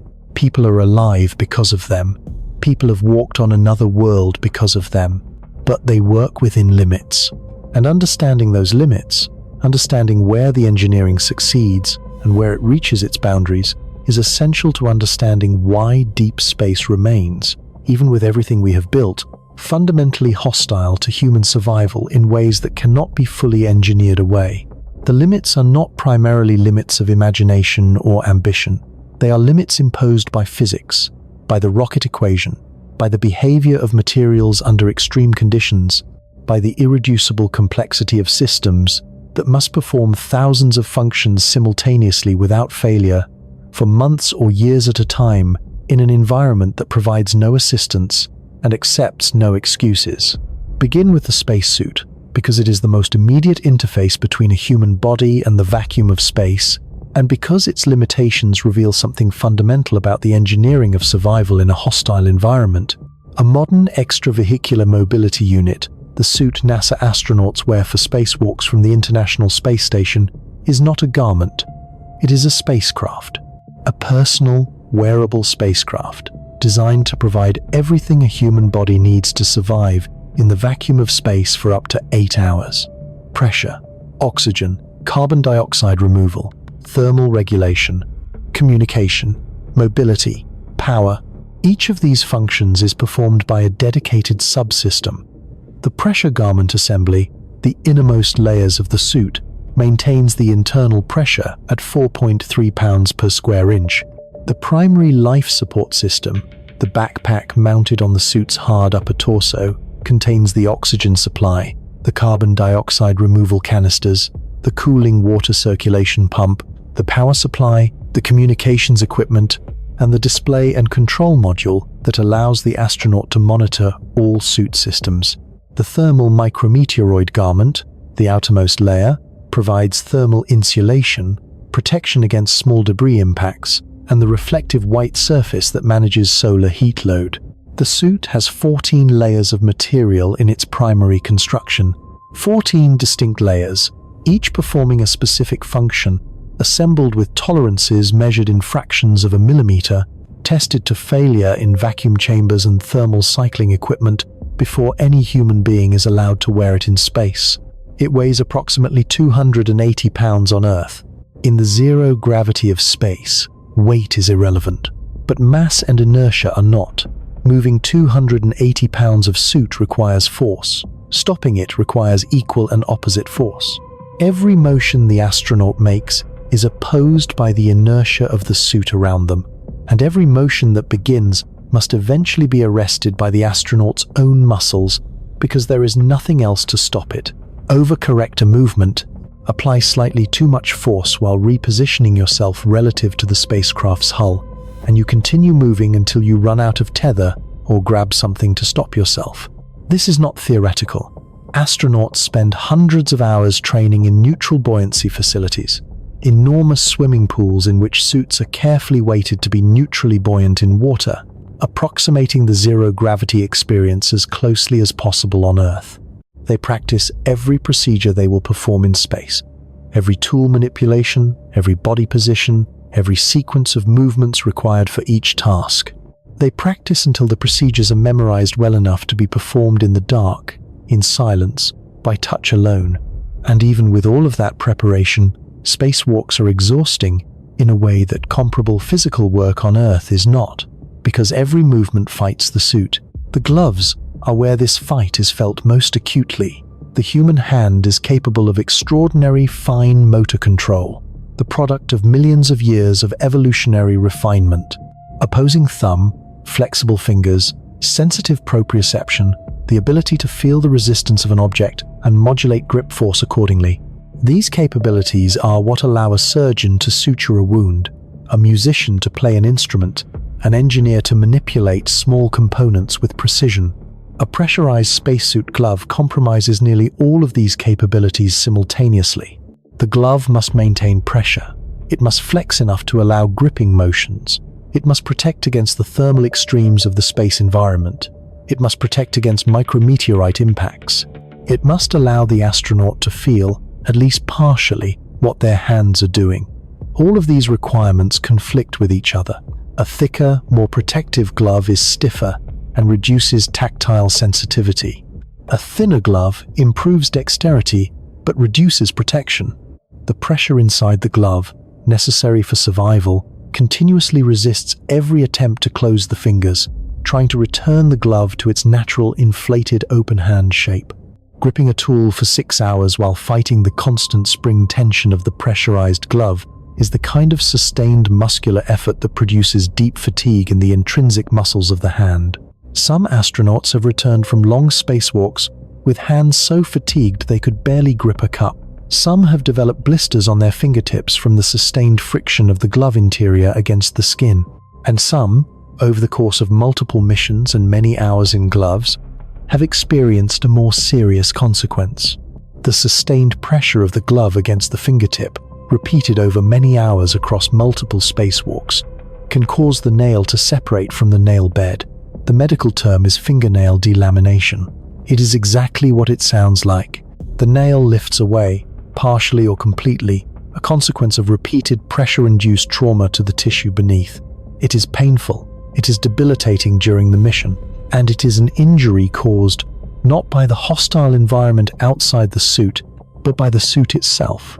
This is the recurring paradox of space survival engineering. The protection creates its own hazards. The suit that keeps the vacuum out also creates the conditions for fingernail loss, for the dangerous water accumulation in Parmitano's helmet, for the fire that killed Grissom, White, and Chaffee. Every solution displaces the risk, rather than eliminating it.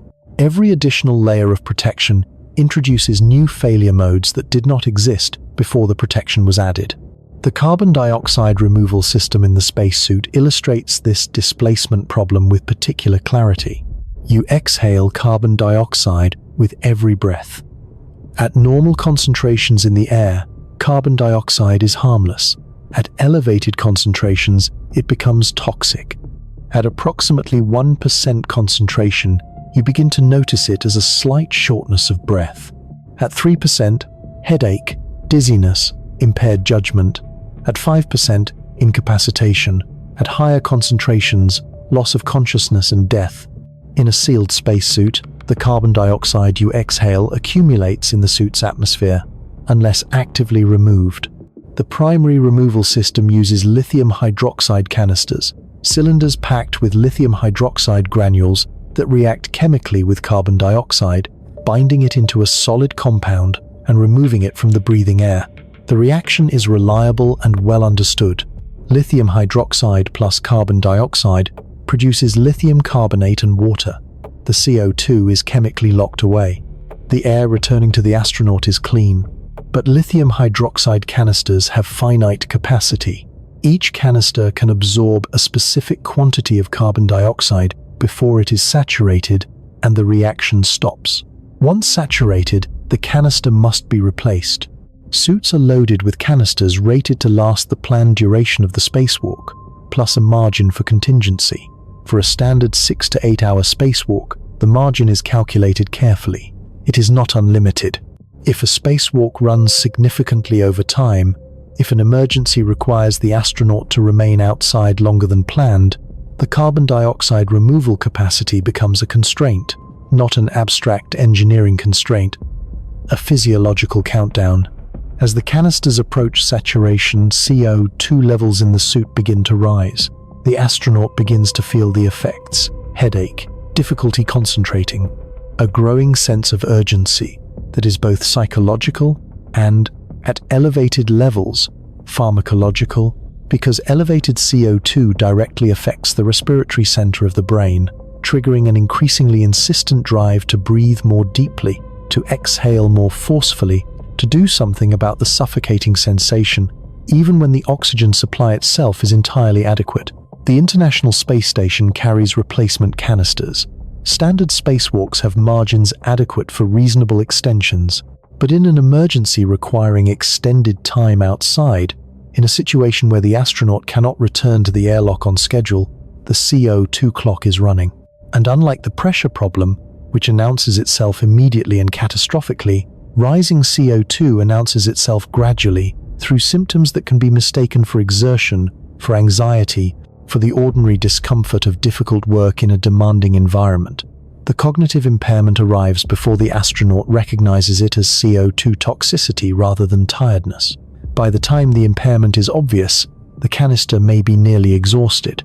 This is not a hypothetical risk. It has been a factor in real mission planning decisions. It has contributed to the time pressure that makes emergency spacewalks more dangerous than routine ones. Apollo 13 is the event that most clearly demonstrates what happens when the engineering of survival encounters the unexpected in deep space. On April 13th, 56 hours into the mission to the moon, astronauts James Lovell, Jack Swigert, and Fred Hayes heard a loud bang. A short circuit in the wiring of oxygen tank number 2 in the service module had caused a heating element to ignite insulation, which ignited the Teflon tubing, which ruptured the tank in a pressure surge that damaged oxygen tank number 1 and tore a panel from the side of the service module. Within hours, both oxygen tanks were depleted. The service module, which powered and sustained the command module during the trans-lunar coast and return, was dying. The crew retreated to the lunar module, a spacecraft designed to carry 2 people from lunar orbit to the surface and back. It had life support supplies sized for 2 people for 2 days.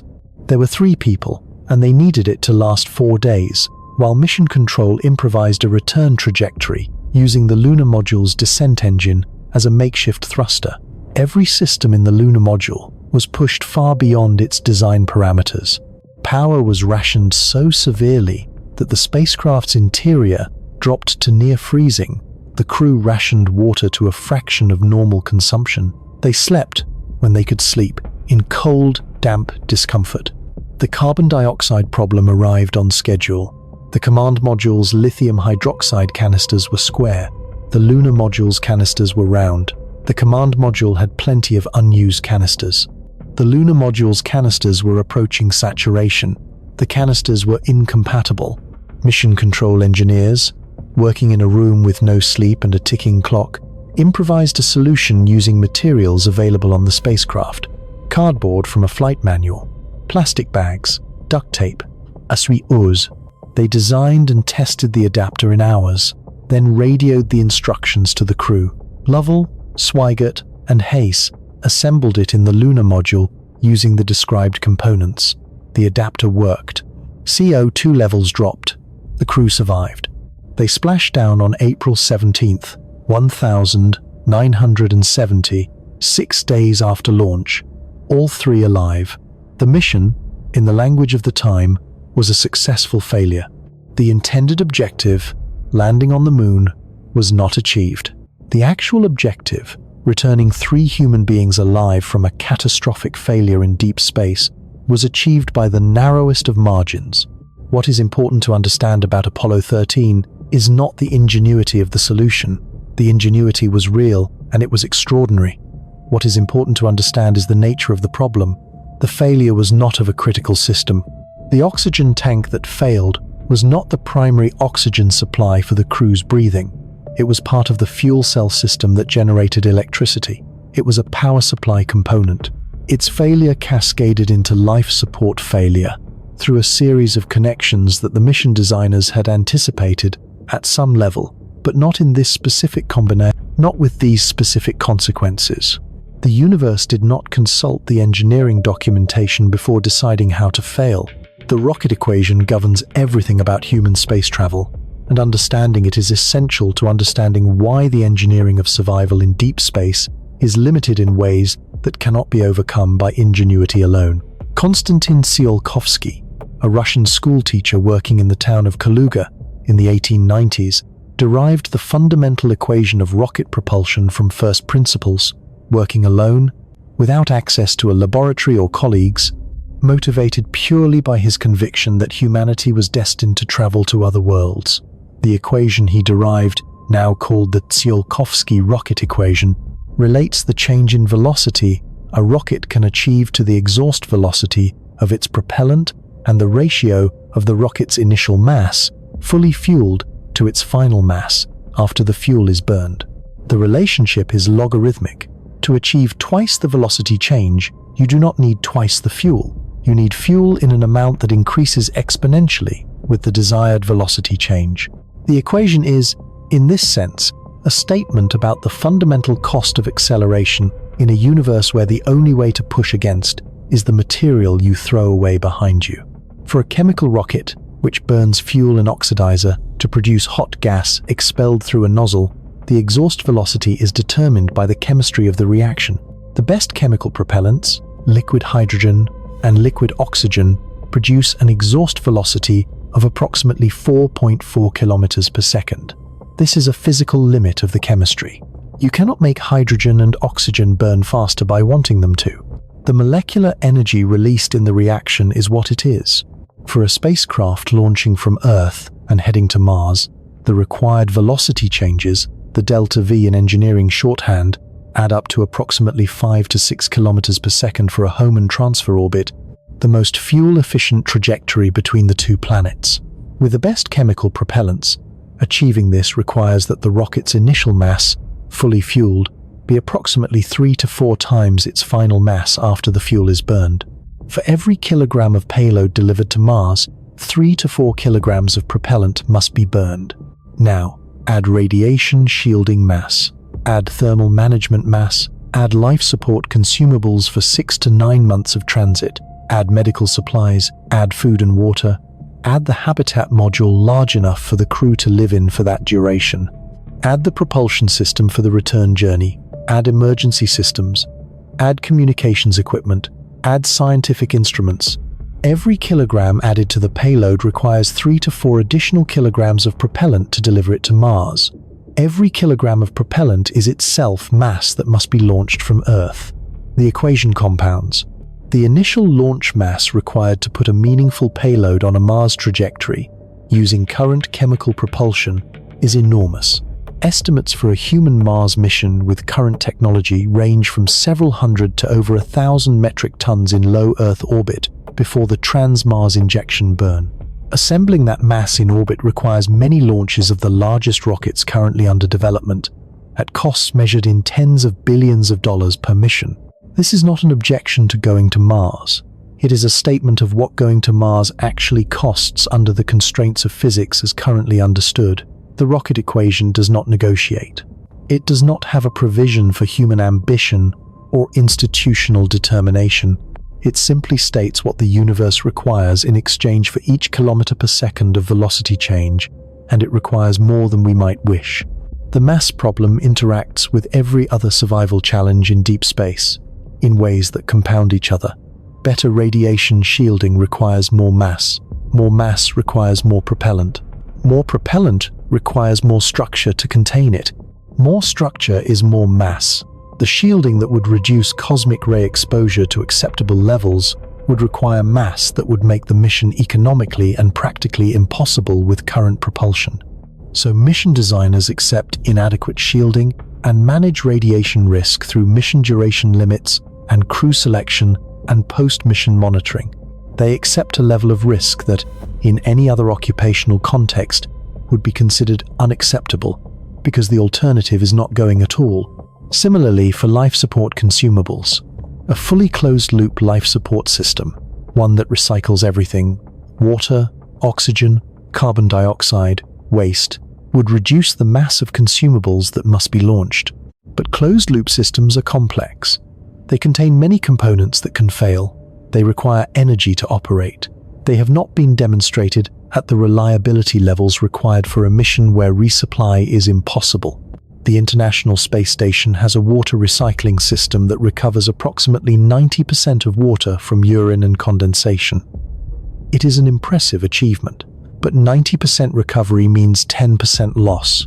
Over a 20-month Mars mission, that 10% loss adds up to a quantity of water that must either be carried as supply or the recovery rate must be increased to levels not yet demonstrated in operational systems. Every percentage point of recovery improvement is an engineering challenge. Every engineering solution adds mass and complexity and potential failure modes. The 100% closed-loop life support system, which would be required for truly long-duration deep space missions, is a goal that the laws of thermodynamics allow in principle, but that engineering has not yet achieved in practice. There is a moment in the history of space exploration that captures the essence of the engineering problem better than any technical analysis. It happened not in deep space, but in low Earth orbit. And it happened not during a dramatic emergency, but during a routine procedure. On February 1, 2003, the Space Shuttle Columbia was returning from a 16-day science mission. It had launched successfully 2 weeks earlier. The crew of 7 had conducted their experiments without incident. The shuttle was performing normally as it entered the atmosphere for landing. 81 seconds after launch, a piece of insulating foam from the external tank had broken off and struck the leading edge of the shuttle's left wing. The impact had damaged the thermal protection tiles, the ceramic panels that protect the shuttle's aluminum structure from the 3,000-degree temperatures of atmospheric re-entry. The damage was photographed during the mission. Engineers on the ground analyzed the images and debated the severity of the damage. Some argued that the damage was within acceptable limits. Others were not certain. The decision was made to proceed with re-entry as planned. During re-entry, superheated plasma entered the damaged area of the wing. The aluminum structure behind the tiles, rated to perhaps 350 degrees Fahrenheit, was exposed to temperatures thousands of degrees above that. It failed. The wing failed. The shuttle broke apart over Texas and Louisiana at an altitude of approximately 200,000 feet, traveling at approximately 12,500 miles per hour. All 7 crew members were lost. The foam strike that destroyed Columbia was not a rare or unusual event. Foam had shed from shuttle external tanks on many previous missions. It had been classified as an acceptable anomaly, a known issue that had not caused catastrophic damage in previous flights, and was therefore managed as a tolerable risk.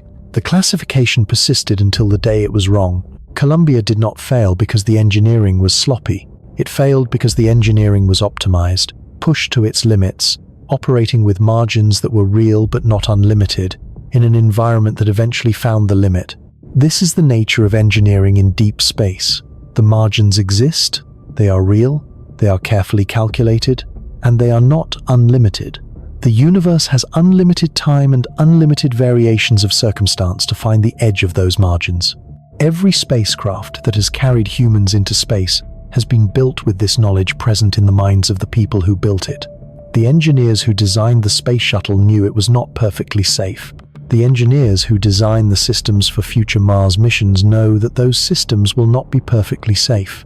Safety in space is not a state that can be achieved. It is a direction that can be moved toward, with diminishing returns, at increasing cost, in the knowledge that the environment being entered will eventually find any remaining margin and test it. This is not a counsel of despair. It is an honest accounting of what the engineering of human survival in deep space actually involves. And it is the foundation on which the next challenge, the most extreme of all, must be understood. Because everything we have discussed so far, the pressure, the radiation, the thermal extremes, the engineering limits, all of it applies to the regions of space relatively close to our Sun, within the solar system, within reach of resupply and rescue measured in months rather than centuries. The space between stars operates by different rules entirely, and nothing we have built, nothing we can build with technology that currently exists or is currently foreseeable, is sufficient to cross it. On September 5th, 1977, a rocket lifted off from Cape Canaveral, carrying a spacecraft that weighed 1,592 pounds and contained instruments designed to study the outer planets of the solar system. The spacecraft was called Voyager 1. It flew past Jupiter in 1979, past Saturn in 1980, and then, using Saturn's gravitational field as a slingshot, it was flung outward onto a trajectory that would carry it away from the Sun indefinitely, faster than any object humanity had ever launched. Voyager 1 is currently the most distant human-made object in existence. As of 2024, it is approximately 15 billion miles from the Sun, more than 160 times the distance from Earth to the Sun, so far that the radio signals it transmits, traveling at the speed of light, take more than 22 hours to reach the antennas on Earth that listen for them. It crossed into interstellar space, beyond the boundary of the Sun's influence, in 2012. It is, by any reasonable definition, in deep space. True deep space, the space between stars. It is moving at approximately 38,000 miles per hour, relative to the Sun. This is extraordinary speed by any human standard. A commercial airliner flies at roughly 575 miles per hour. A rifle bullet travels at approximately 1,700 miles per hour. Voyager 1 is moving at 38,000. It has been moving at this speed for nearly 5 decades. The nearest star system to our own is Alpha Centauri, a triple star system approximately 4.24 light-years away. A light-year is the distance light travels in 1 year, moving at 186,000 miles per second.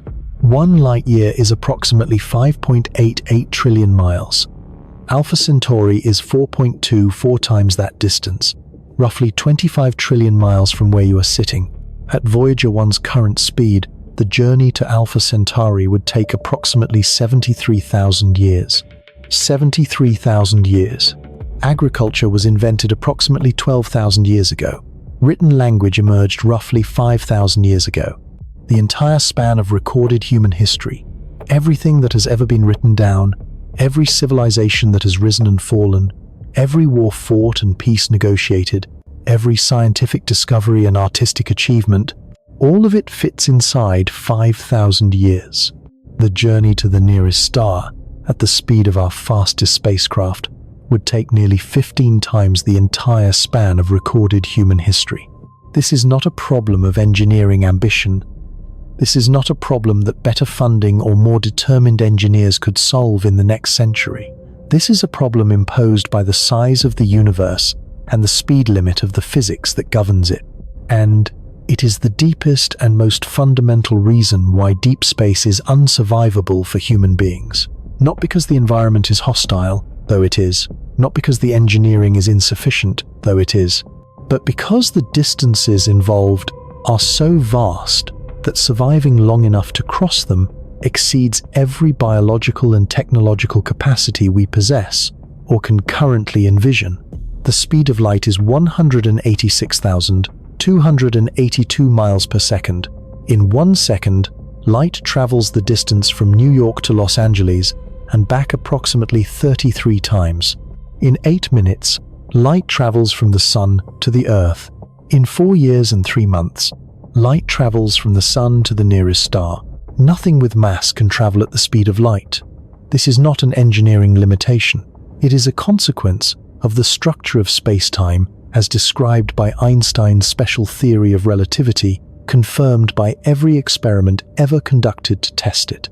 As an object with mass accelerates toward the speed of light, the energy required to accelerate it further increases without bound.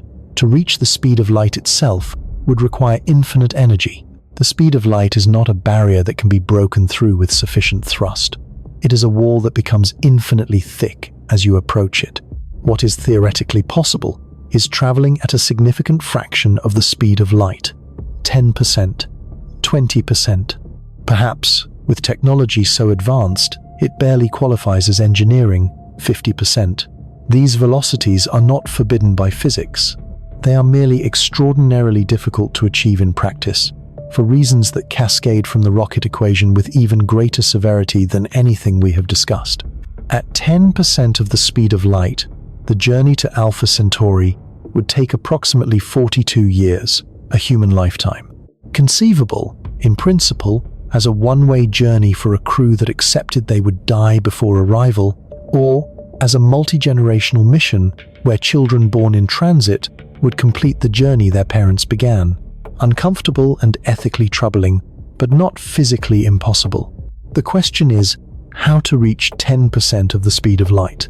Voyager 1 travels at approximately 0.006% of the speed of light. To reach 10% of the speed of light, a spacecraft would need to travel roughly 1,700 times faster than Voyager 1. The energy required to accelerate any meaningful payload to that velocity using chemical propulsion is so far beyond practical possibility that the calculation barely merits performing. Chemical rockets store energy in molecular bonds. The energy density of the best chemical propellants, liquid hydrogen and liquid oxygen, is approximately 10 megajoules per kilogram. To accelerate a 10,000 kilogram spacecraft to 10% of light speed requires approximately 4.5 times 10 to the 19th joules of kinetic energy. The total annual energy consumption of human civilization is approximately 5 times 10 to the 20th joules. Accelerating a single small spacecraft to 10% of light speed with chemical propulsion would require nearly 10% of all the energy humanity uses in an entire year, assuming perfect conversion efficiency, which is not achievable. Chemical propulsion is not the answer to interstellar travel. This is understood. The alternatives that have been seriously proposed each run into their own walls. Nuclear pulse propulsion, first studied seriously in the 1950s under the classified Project Orion, would detonate a series of nuclear bombs behind the spacecraft, using the pressure of the expanding plasma to push a large shock absorber plate mounted on the spacecraft's stern. The concept is physically sound. The specific impulse, a measure of fuel efficiency, would be orders of magnitude better than chemical rockets. A spacecraft using nuclear pulse propulsion could potentially reach 1 to 10% of the speed of light, with a mass ratio that does not require the entire resources of a civilization to assemble. The practical obstacles are severe. The Nuclear Test Ban Treaty of 1963 prohibits nuclear explosions in space. The political and diplomatic challenges of operating a spacecraft that detonates thousands of nuclear weapons during its acceleration phase are not trivial. The engineering of a shock absorber plate that can survive thousands of nuclear detonations while remaining structurally intact is not solved. The radiation environment created by the detonations themselves would be extreme. The crew compartment would need shielding against the radiation from the bombs, in addition to all the other radiation sources in deep space. Project Orion was studied seriously enough that physicist Freeman Dyson, one of the most creative and rigorous minds in 20th century physics, spent years working on it and concluded that it was physically feasible. He also concluded that it would never be built, not because of the engineering, but because of the political and social impossibility of a civilization agreeing to detonate thousands of nuclear weapons in space as a propulsion system. He was almost certainly right. Nuclear fusion rockets represent the next level of theoretical possibility. Instead of detonating bombs, a fusion rocket would confine and ignite fusion reactions continuously, using the exhaust products as propellant. The energy density of fusion reactions is approximately 10 million times greater than chemical combustion. The exhaust velocity of a fusion rocket would be a significant fraction of the speed of light. A spacecraft with a working fusion drive could potentially reach 10 to 20% of the speed of light, with a mass ratio that is at least theoretically manageable. The obstacle is that we have not built a working fusion reactor. The process of confining plasma hot enough to fuse at densities high enough to produce net energy has been studied for approximately 70 years. In December 2022, scientists at the National Ignition Facility in Livermore, California, achieved fusion ignition for the first time, producing slightly more energy from the fusion reaction than was delivered by the lasers that triggered it. It was a genuine milestone. It was also a demonstration using a system the size of a sports stadium to ignite a target the size of a peppercorn, producing enough energy to briefly power a household light bulb. The distance between that milestone and a compact, reliable, high-thrust fusion drive capable of accelerating a crewed spacecraft to interstellar velocities is not measured in years. It is measured in generations of engineering development, if it is achievable at all in a form compact and robust enough for a spacecraft. Antimatter propulsion represents the theoretical ceiling of rocket performance achievable within known physics. Matter and antimatter, when they meet, annihilate completely, converting their entire combined mass into energy, according to Einstein's equation E equals mc squared. The energy density of matter-antimatter annihilation is approximately 10 billion times greater than chemical combustion. A spacecraft with a working antimatter drive and sufficient antimatter fuel could, in principle, reach substantial fractions of the speed of light. The obstacle is antimatter production. Antimatter does not exist naturally in usable quantities anywhere in the observable universe. It must be manufactured in particle accelerators, where beams of high-energy particles are collided to produce matter-antimatter pairs. The process is extraordinarily inefficient. The largest particle accelerator ever built, the Large Hadron Collider at CERN, could produce approximately 1 to 10 nanograms of antihydrogen per year at full operation, dedicated entirely to antimatter production. 1 nanogram is 1 billionth of a gram.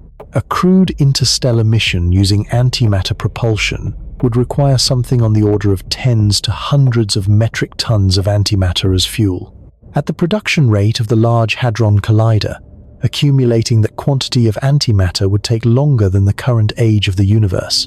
The energy cost of producing it, even assuming vastly more efficient future production methods, would exceed global energy production by orders of magnitude. Antimatter propulsion is not engineering, it is physics fiction, a theoretical possibility so far beyond practical implementation that discussing it as a near-term solution mistakes aspiration for analysis. The most intriguing near-term proposal for achieving interstellar velocities is the laser sail concept, most prominently developed as Breakthrough Starshot, a project announced in 2016 by a group of scientists and entrepreneurs, including the late Stephen Hawking and Russian entrepreneur Yuri Milner. The concept is elegant in its physics. A very large laser array, located on Earth or in space, would focus its beam on an extremely thin, extremely lightweight reflective sail attached to a very small probe. The radiation pressure of the laser light would accelerate the sail to a significant fraction of the speed of light, perhaps 20%, over a period of minutes. The physics is sound. The numbers, worked through carefully, suggest that a laser array producing approximately 100 gigawatts of continuous power, focused on a sail perhaps 4 meters across and weighing perhaps a gram, could accelerate the sail to 20% of light speed in approximately 10 minutes. The probe could reach Alpha Centauri in approximately 20 years. The engineering challenges are substantial. A 100 gigawatt laser array does not exist. The total electrical generating capacity of the United States is approximately 1 trillion watts, or 1 terawatt. The proposed laser array would consume 10% of current United States generating capacity for the duration of the acceleration burn. Building it would require advances in laser technology, in beam focusing over astronomical distances, in adaptive optics to correct for atmospheric distortion, and in materials science to produce a sail that can survive the intensity of the laser beam without being destroyed. These challenges are real but not obviously insurmountable. Given sufficient resources and time, some version of the laser sail concept might be achievable within this century or the next. But there is a deeper problem. The laser sail concept works for a probe. A probe can be a gram. A probe has no life support. A probe has no crew. A probe does not need food or water or oxygen or thermal regulation or radiation shielding or psychological support or medical care or any of the other systems that keeping a human being alive in space for 20 years would require. Adding those systems adds mass.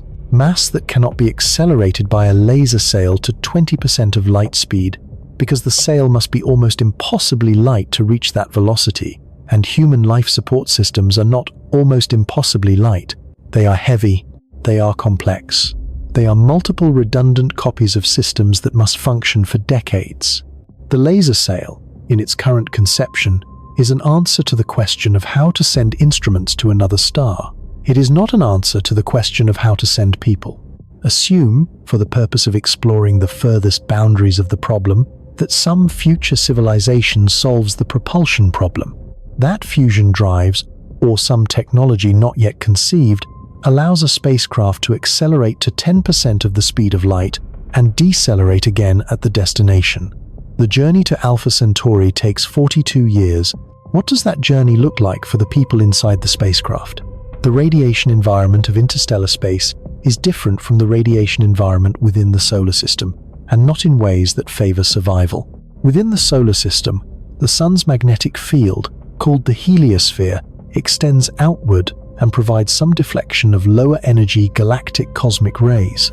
Solar wind particles fill the inner solar system with a diffuse plasma that interacts with and partially shields incoming particles. These effects are not sufficient to make the solar system safe from cosmic radiation, as we have established, but they are not nothing. In interstellar space, beyond the heliosphere, there is no solar wind, there is no solar magnetic field. There is the full, unmodified flux of galactic cosmic rays arriving from every direction simultaneously, with no deflection, no reduction, nothing between the crew and the particles accelerated by supernovae across the galaxy. The cosmic ray flux in interstellar space is estimated to be higher than within the solar system. Not dramatically higher, but meaningfully higher, and the crew has no magnetosphere to provide even partial protection. The shielding problem, which was already unsolvable within practical mass constraints for a Mars mission, becomes more extreme for an interstellar mission. Not because the radiation is much worse, though it is somewhat worse, but because the duration is decades rather than months.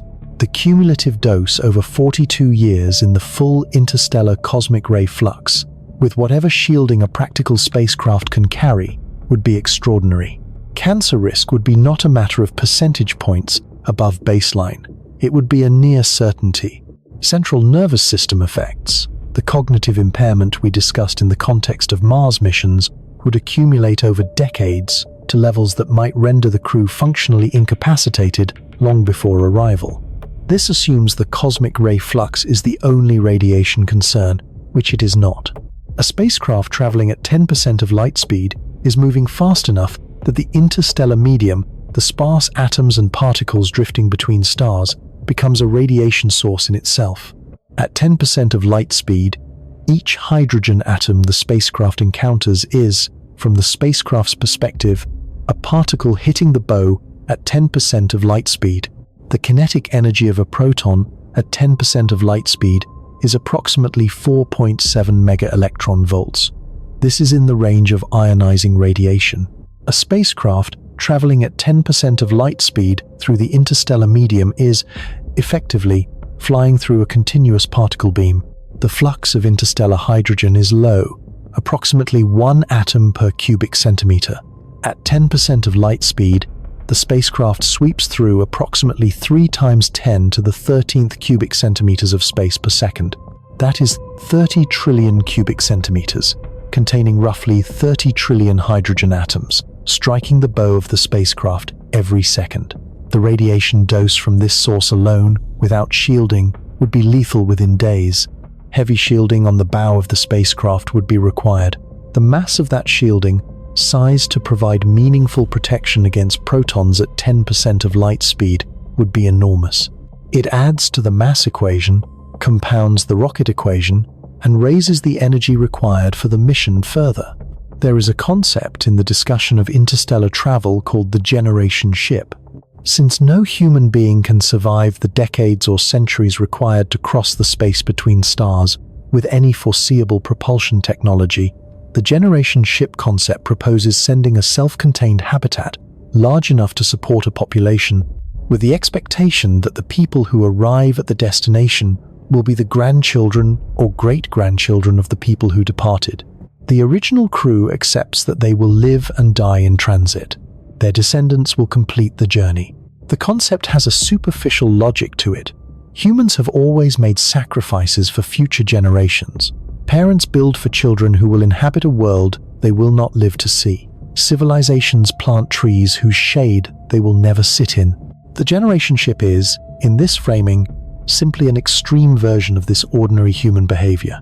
But it is not ordinary, and the framing obscures something important. The people who board a generation ship choose to go. They understand the mission. They accept the conditions. They consent, insofar as any person can consent to the irreversible, to spending their lives in a sealed habitat moving through the void between stars. This consent, complicated as it is, can at least be discussed.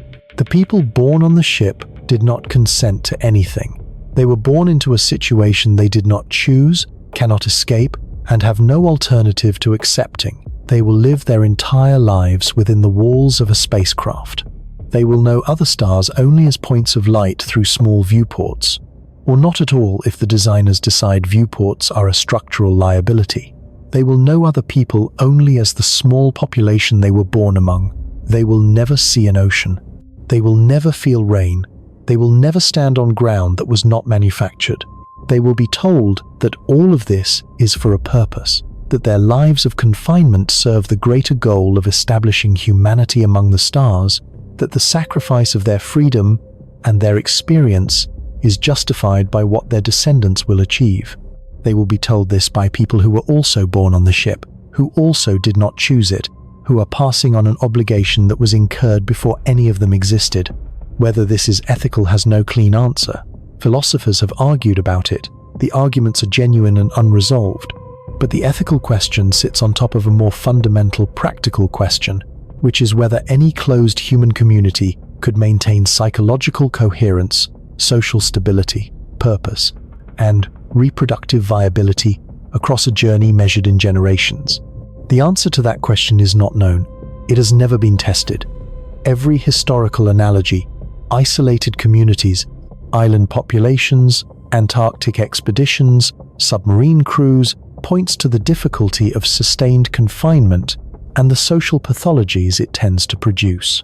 A journey lasting a century or more, with no possibility of outside contact, no possibility of turning back, no possibility of anything except continuing, is a social experiment with no precedent and no guarantee of success. The generation ship is not an engineering problem. The hull, the life support, the propulsion, these are engineering problems. The generation ship is a human problem, and the history of human communities under extreme stress does not provide confident grounds for optimism.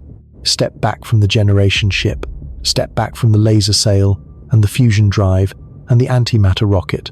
Step back from all the proposed solutions to the interstellar travel problem and look at what the distance itself means, separate from any question of technology or engineering. The nearest star is 4.24 light-years away. The nearest star with a confirmed planet in its habitable zone, where liquid water might exist on the surface, is approximately 4 light-years away, in the same Alpha Centauri system. These are the nearest possible destinations, the nearest. Beyond them, the distances increase. The nearest stars within 10 light-years number approximately 10 systems. Within 20 light-years, approximately 70 systems. The Milky Way galaxy contains somewhere between 200 and 400 billion stars, spread across a disk approximately 100,000 light-years in diameter. The nearest large galaxy, Andromeda, is approximately 2.537 million light-years away. These numbers do not exist on any human scale. They cannot be made intuitive through analogy or metaphor. They can only be stated and contemplated until the contemplation itself produces something, not understanding exactly, but the faint shape of understanding, the recognition that the universe is larger than the categories available to describe it. A civilization that could cross these distances, that could send people from star to star as routinely as we send them from continent to continent, would not be an advanced version of what we are. It would be something categorically different, operating according to physical principles we have not discovered, or exploiting loopholes in the physics we know that have not yet been found. The faster-than-light travel of science fiction requires either the existence of wormholes, theoretical solutions to the equations of general relativity that may not exist in the physical universe, or the manipulation of space-time itself using negative energy, a concept so speculative that treating it as a near-term engineering possibility is not analysis but wishful thinking. We do not know that interstellar travel is impossible in principle. We know that it is impossible in practice with anything we have or can currently envision, and that the universe providing no shortcut between its stars. The distances are real, the speed limit is real, the energy requirements are real, and the human body is what it is, a system calibrated by billions of years of evolution to function within a very narrow range of conditions on the surface of a single planet, in an unremarkable solar system, in the outer spiral arm of one galaxy, among hundreds, billions. That body cannot survive deep space without continuous technological support. That support cannot be maintained indefinitely. The distances between the places that support might conceivably be resupplied or the crew rescued are measured in years of travel at the speed of light. Deep space does not merely threaten human survival. In the most fundamental sense, it defines the limits of where human life, as we know it, as we have ever known it, can reach. And those limits, measured against the actual scale of the universe, are very close to home. Come back now, to where we began, to the room where you are sitting, to the air moving in and out of your lungs without instruction, without effort, without any conscious participation from you, to the pressure pressing on every square inch of your skin at 14.7 pounds, steady and invisible and absolute, to the magnetic field curving overhead, 40,000 miles out into space, deflecting the particles that a dying star accelerated to near the speed of light before you were born, to the thin band of ozone molecules absorbing the ultraviolet radiation that would otherwise be dismantling the molecular machinery of your cells right now, continuously, without pause. You have traveled a considerable distance since the beginning of this conversation. You have followed the pressure down to zero and watched what happens to blood when there is nothing holding its dissolved gases in solution. You have followed galactic cosmic rays from their origin in the death of stars to the moment they pass through the ceiling above you. You have stood, in imagination, on both sides of a temperature gradient 500 degrees wide, separated by 2 feet of spacesuit material. You have watched the rocket equation consume proposed solutions to interstellar travel one by one, each more ambitious than the last, each running eventually into a wall of physics or mass or time that does not yield. You know now what deep space actually is, not the backdrop of adventure stories, not the dark canvas against which human courage is displayed. The actual physical environment, described in the language of pressure and radiation dose and heat transfer mechanisms and delta V requirements, and the specific impulse of propellants that do not yet exist. What does that knowledge feel like? There is a photograph taken on February 14th, 1990, by the Voyager 1 spacecraft, the same spacecraft we discussed earlier, now 40 years further into its journey toward the stars. At the request of astronomer Carl Sagan, mission controllers commanded Voyager 1 to turn its camera backward, toward the inner solar system, and take a photograph of Earth from a distance of approximately 3.7 billion miles. In the photograph, Earth appears as a point of light less than a pixel across, a pale blue dot suspended in a ray of scattered sunlight. There is nothing around it, no context, no scale, just the dot and the darkness and the sunbeam cutting diagonally across the frame. Sagan wrote about that photograph with a precision and a humility that has not been improved upon in the decades since. He noted that every human being who had ever lived had lived on that dot. Every king and peasant, every act of heroism and cruelty, every civilization that had risen and fallen, every species that had evolved and gone extinct, every moment of joy and suffering in the entire history of life on Earth, all of it on that dot. What the photograph does not show, what could not be captured by any camera, is the extraordinary improbability of that dot, the pressure it maintains at its surface, the magnetic field it generates from the churning iron in its core, the atmosphere it holds in place against the solar wind, the liquid water that covers most of its surface, stable in liquid form because the temperature range is exactly right, because the planet is exactly the right distance from a star of exactly the right type, because the orbit is nearly circular rather than highly elliptical, because a large moon stabilizes the axial tilt, because the gas giant planets in the outer solar system intercept a significant fraction of the asteroid impacts that would otherwise strike the inner planets more frequently. The word coincidence is not adequate for what produced that dot. The word luck is not adequate. The word rare is not adequate, though rare is at least pointing in the right direction. What produced that dot is the intersection of dozens of necessary conditions, each independently improbable, each required simultaneously, each having persisted not for years or centuries but for billions of years, long enough for chemistry to become biology, and biology to become, eventually, a creature capable of looking back at the dot from 3.7 billion miles away and understanding, with some precision, how improbable it is. Consider what the inventory of deep space threats tells us about Earth. Read in reverse. The pressure problem tells us that Earth maintains, at its surface, approximately 14.7 pounds per square inch of atmospheric pressure, stable within the narrow range that allows liquid water to exist, that allows dissolved gases to remain in solution in blood, that allows the lungs to function as bellows moving air through the respiratory surface where oxygen and carbon dioxide are exchanged.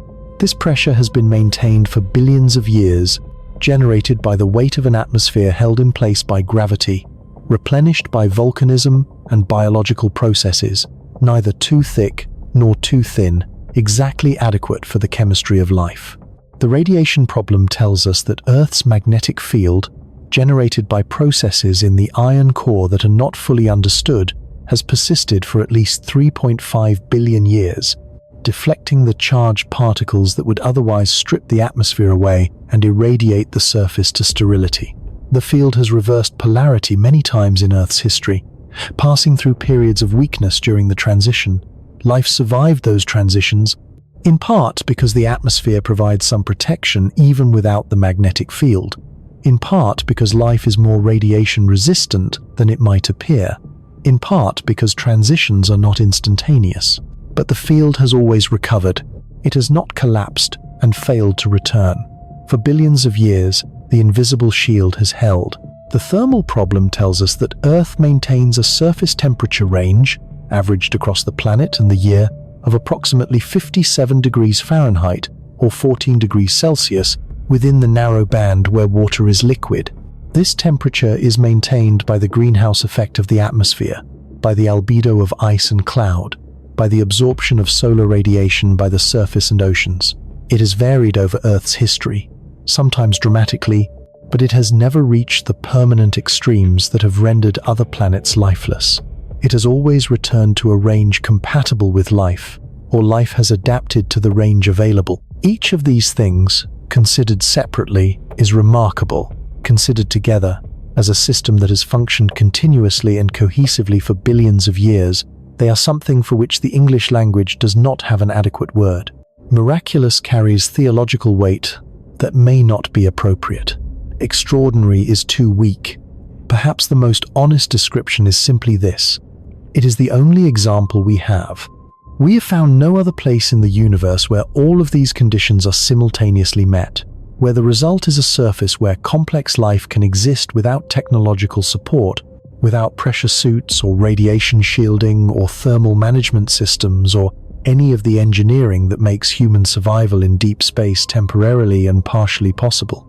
We have one example, this one, the pale blue dot. There is a question that the knowledge in this video raises, and it would be dishonest to end without acknowledging it directly. If deep space is this hostile, if the distances are this vast, if the engineering challenges are this severe, if the radiation accumulates and the pressure disappears and the cold is not the cold we imagine, but something stranger and more total, then what does it mean to go? What does it mean that we go anyway? 12 human beings have stood on the surface of another world. They went knowing the risks. They went inside, pressure suits that could fail, aboard spacecraft that were the most complex machines their civilization had ever built, on missions that required thousands of people working for years to make possible. They went, and they came back, and some of their colleagues did not come back, and the ones who returned were changed by what they saw in ways they spent the rest of their lives trying to describe. They went because something in the human animal does not accept limits as final, because the boundary between the known and the unknown has always been the place toward which some portion of our species moves, not because the boundary is safe, but precisely because it is not, because the act of pushing against the limit of what is survivable, of understanding it clearly and going anyway with the best protection that intelligence and ingenuity can provide, is one of the things that human beings have always done, and one of the things that, arguably, defines what we are. This is not a romantic observation intended to soften what we have learned. The physics does not become less severe because the people who face it are brave. The pressure remains zero. The radiation continues accumulating. The distances do not shorten in response to human determination. But there is something worth noting about the relationship between understanding a danger clearly and choosing to face it. The astronaut who knows exactly what vacuum exposure does to the human body, who has studied the timeline second by second, who understands the failure modes of every system in their suit, and who climbs into the airlock anyway, is not naive. They are not operating on the basis of an incomplete picture. They know what they are stepping into, and they step into it. That is a different kind of courage, from the courage that faces an unknown danger. It is the courage of clear sight, the courage of full information, fully absorbed, followed by a choice made with open eyes.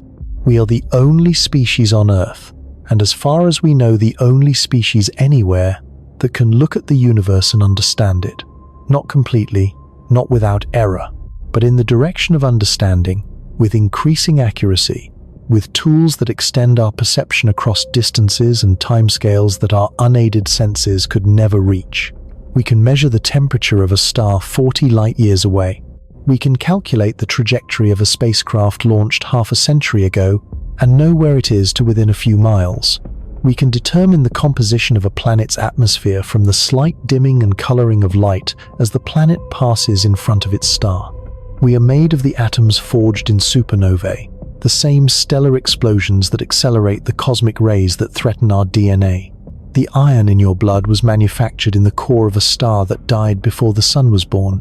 You are, in the most literal chemical sense, made of deep space. The material of your body was once part of the environment, that would destroy your body within seconds. This is not a comfortable irony, but it is a true one, and it suggests something about the relationship between life and the universe that goes beyond the simple observation that the universe is hostile. The universe made the elements from which life is built, in environments of extreme violence and heat that no life could survive. Life emerged on a planet in a quiet corner of a galaxy, in conditions gentle enough for chemistry to slow down and become complex, in a temperature range where molecules can form stable bonds and also break them, where water is liquid and serves as the solvent for the reactions that constitute metabolism. Life is the universe becoming briefly, locally, temporarily aware of itself, and the awareness is fragile. It requires exactly the right conditions. It requires the pale blue dot and everything the pale blue dot provides. Here is what we know, assembled from everything in this journey. Deep space will kill an unprotected human being in less than 2 minutes. The pressure disappears, and the blood foams and consciousness is lost in 15 seconds. The radiation accumulates in cells and neurons over months and years, quietly rewriting the instructions of life. The thermal environment exists simultaneously at 500-degree extremes on opposite sides of the same body, mediated by nothing. The distances between stars are measured in units that exceed the entire span of human history, and the nearest of them is 42 years away at velocities we cannot currently achieve.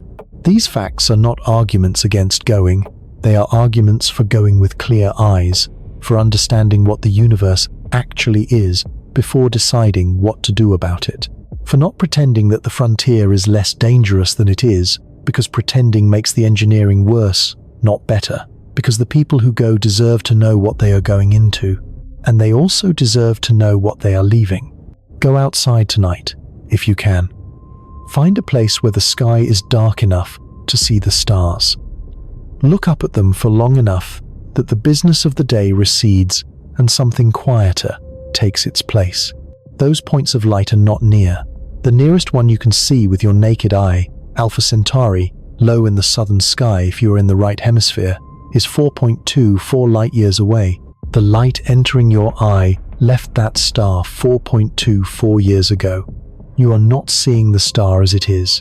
You are seeing it as it was, preserved in transit, arriving at your eye after traveling 25 trillion miles through the vacuum and radiation of interstellar space, through a medium that would kill you in seconds, carrying information about a fire that burned years before it reached you. The other stars are further. The light from the bright stars you can easily see left those stars decades ago, some of them centuries ago. Deneb, the bright star at the head of the Northern Cross, is approximately 2,600 light-years distant.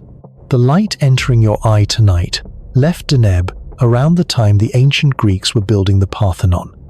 It has been traveling through deep space since before the Roman Empire existed, through vacuum, through radiation, through the cosmic microwave background pressing in from every direction at 2.7 Kelvin. It survived the crossing and arrived at your eye, and you received it. Between you and any of those stars, the space is, as we have described it, empty, cold in a way that is not cold, radiant with particles from dead stars, governed by physics that does not soften for biological needs. And you are here, standing on the only solid ground you will ever naturally stand on, breathing air that has been breathed by every organism that has ever lived on this planet, recycled continuously through the biosphere for billions of years, warmed by a star 8 light minutes away, close enough that its light arrives 8 minutes after leaving its surface, close enough that it feels warm, close enough that it powered the photosynthesis that produced the oxygen in your lungs, that grew the food that built the body you inhabit. You are not a visitor here. You are made here, assembled from this place, calibrated to this place, dependent on this place in ways that go all the way down to the behavior of the gases dissolved in your blood. The universe is vast, and it is violent, and it is, by almost every measure, hostile to what you are. And somewhere in it, on a small planet orbiting an ordinary star, there is a thin shell of air and a curved magnetic field, and a stable temperature and liquid water, and inside all of that, there is you, looking up. It is not a coincidence to be taken lightly. It is not a condition to be assumed permanent. It is a brief, improbable pocket of warmth in a darkness that extends in every direction farther than the light from the oldest stars has yet traveled. And it is, for now and for us, everything.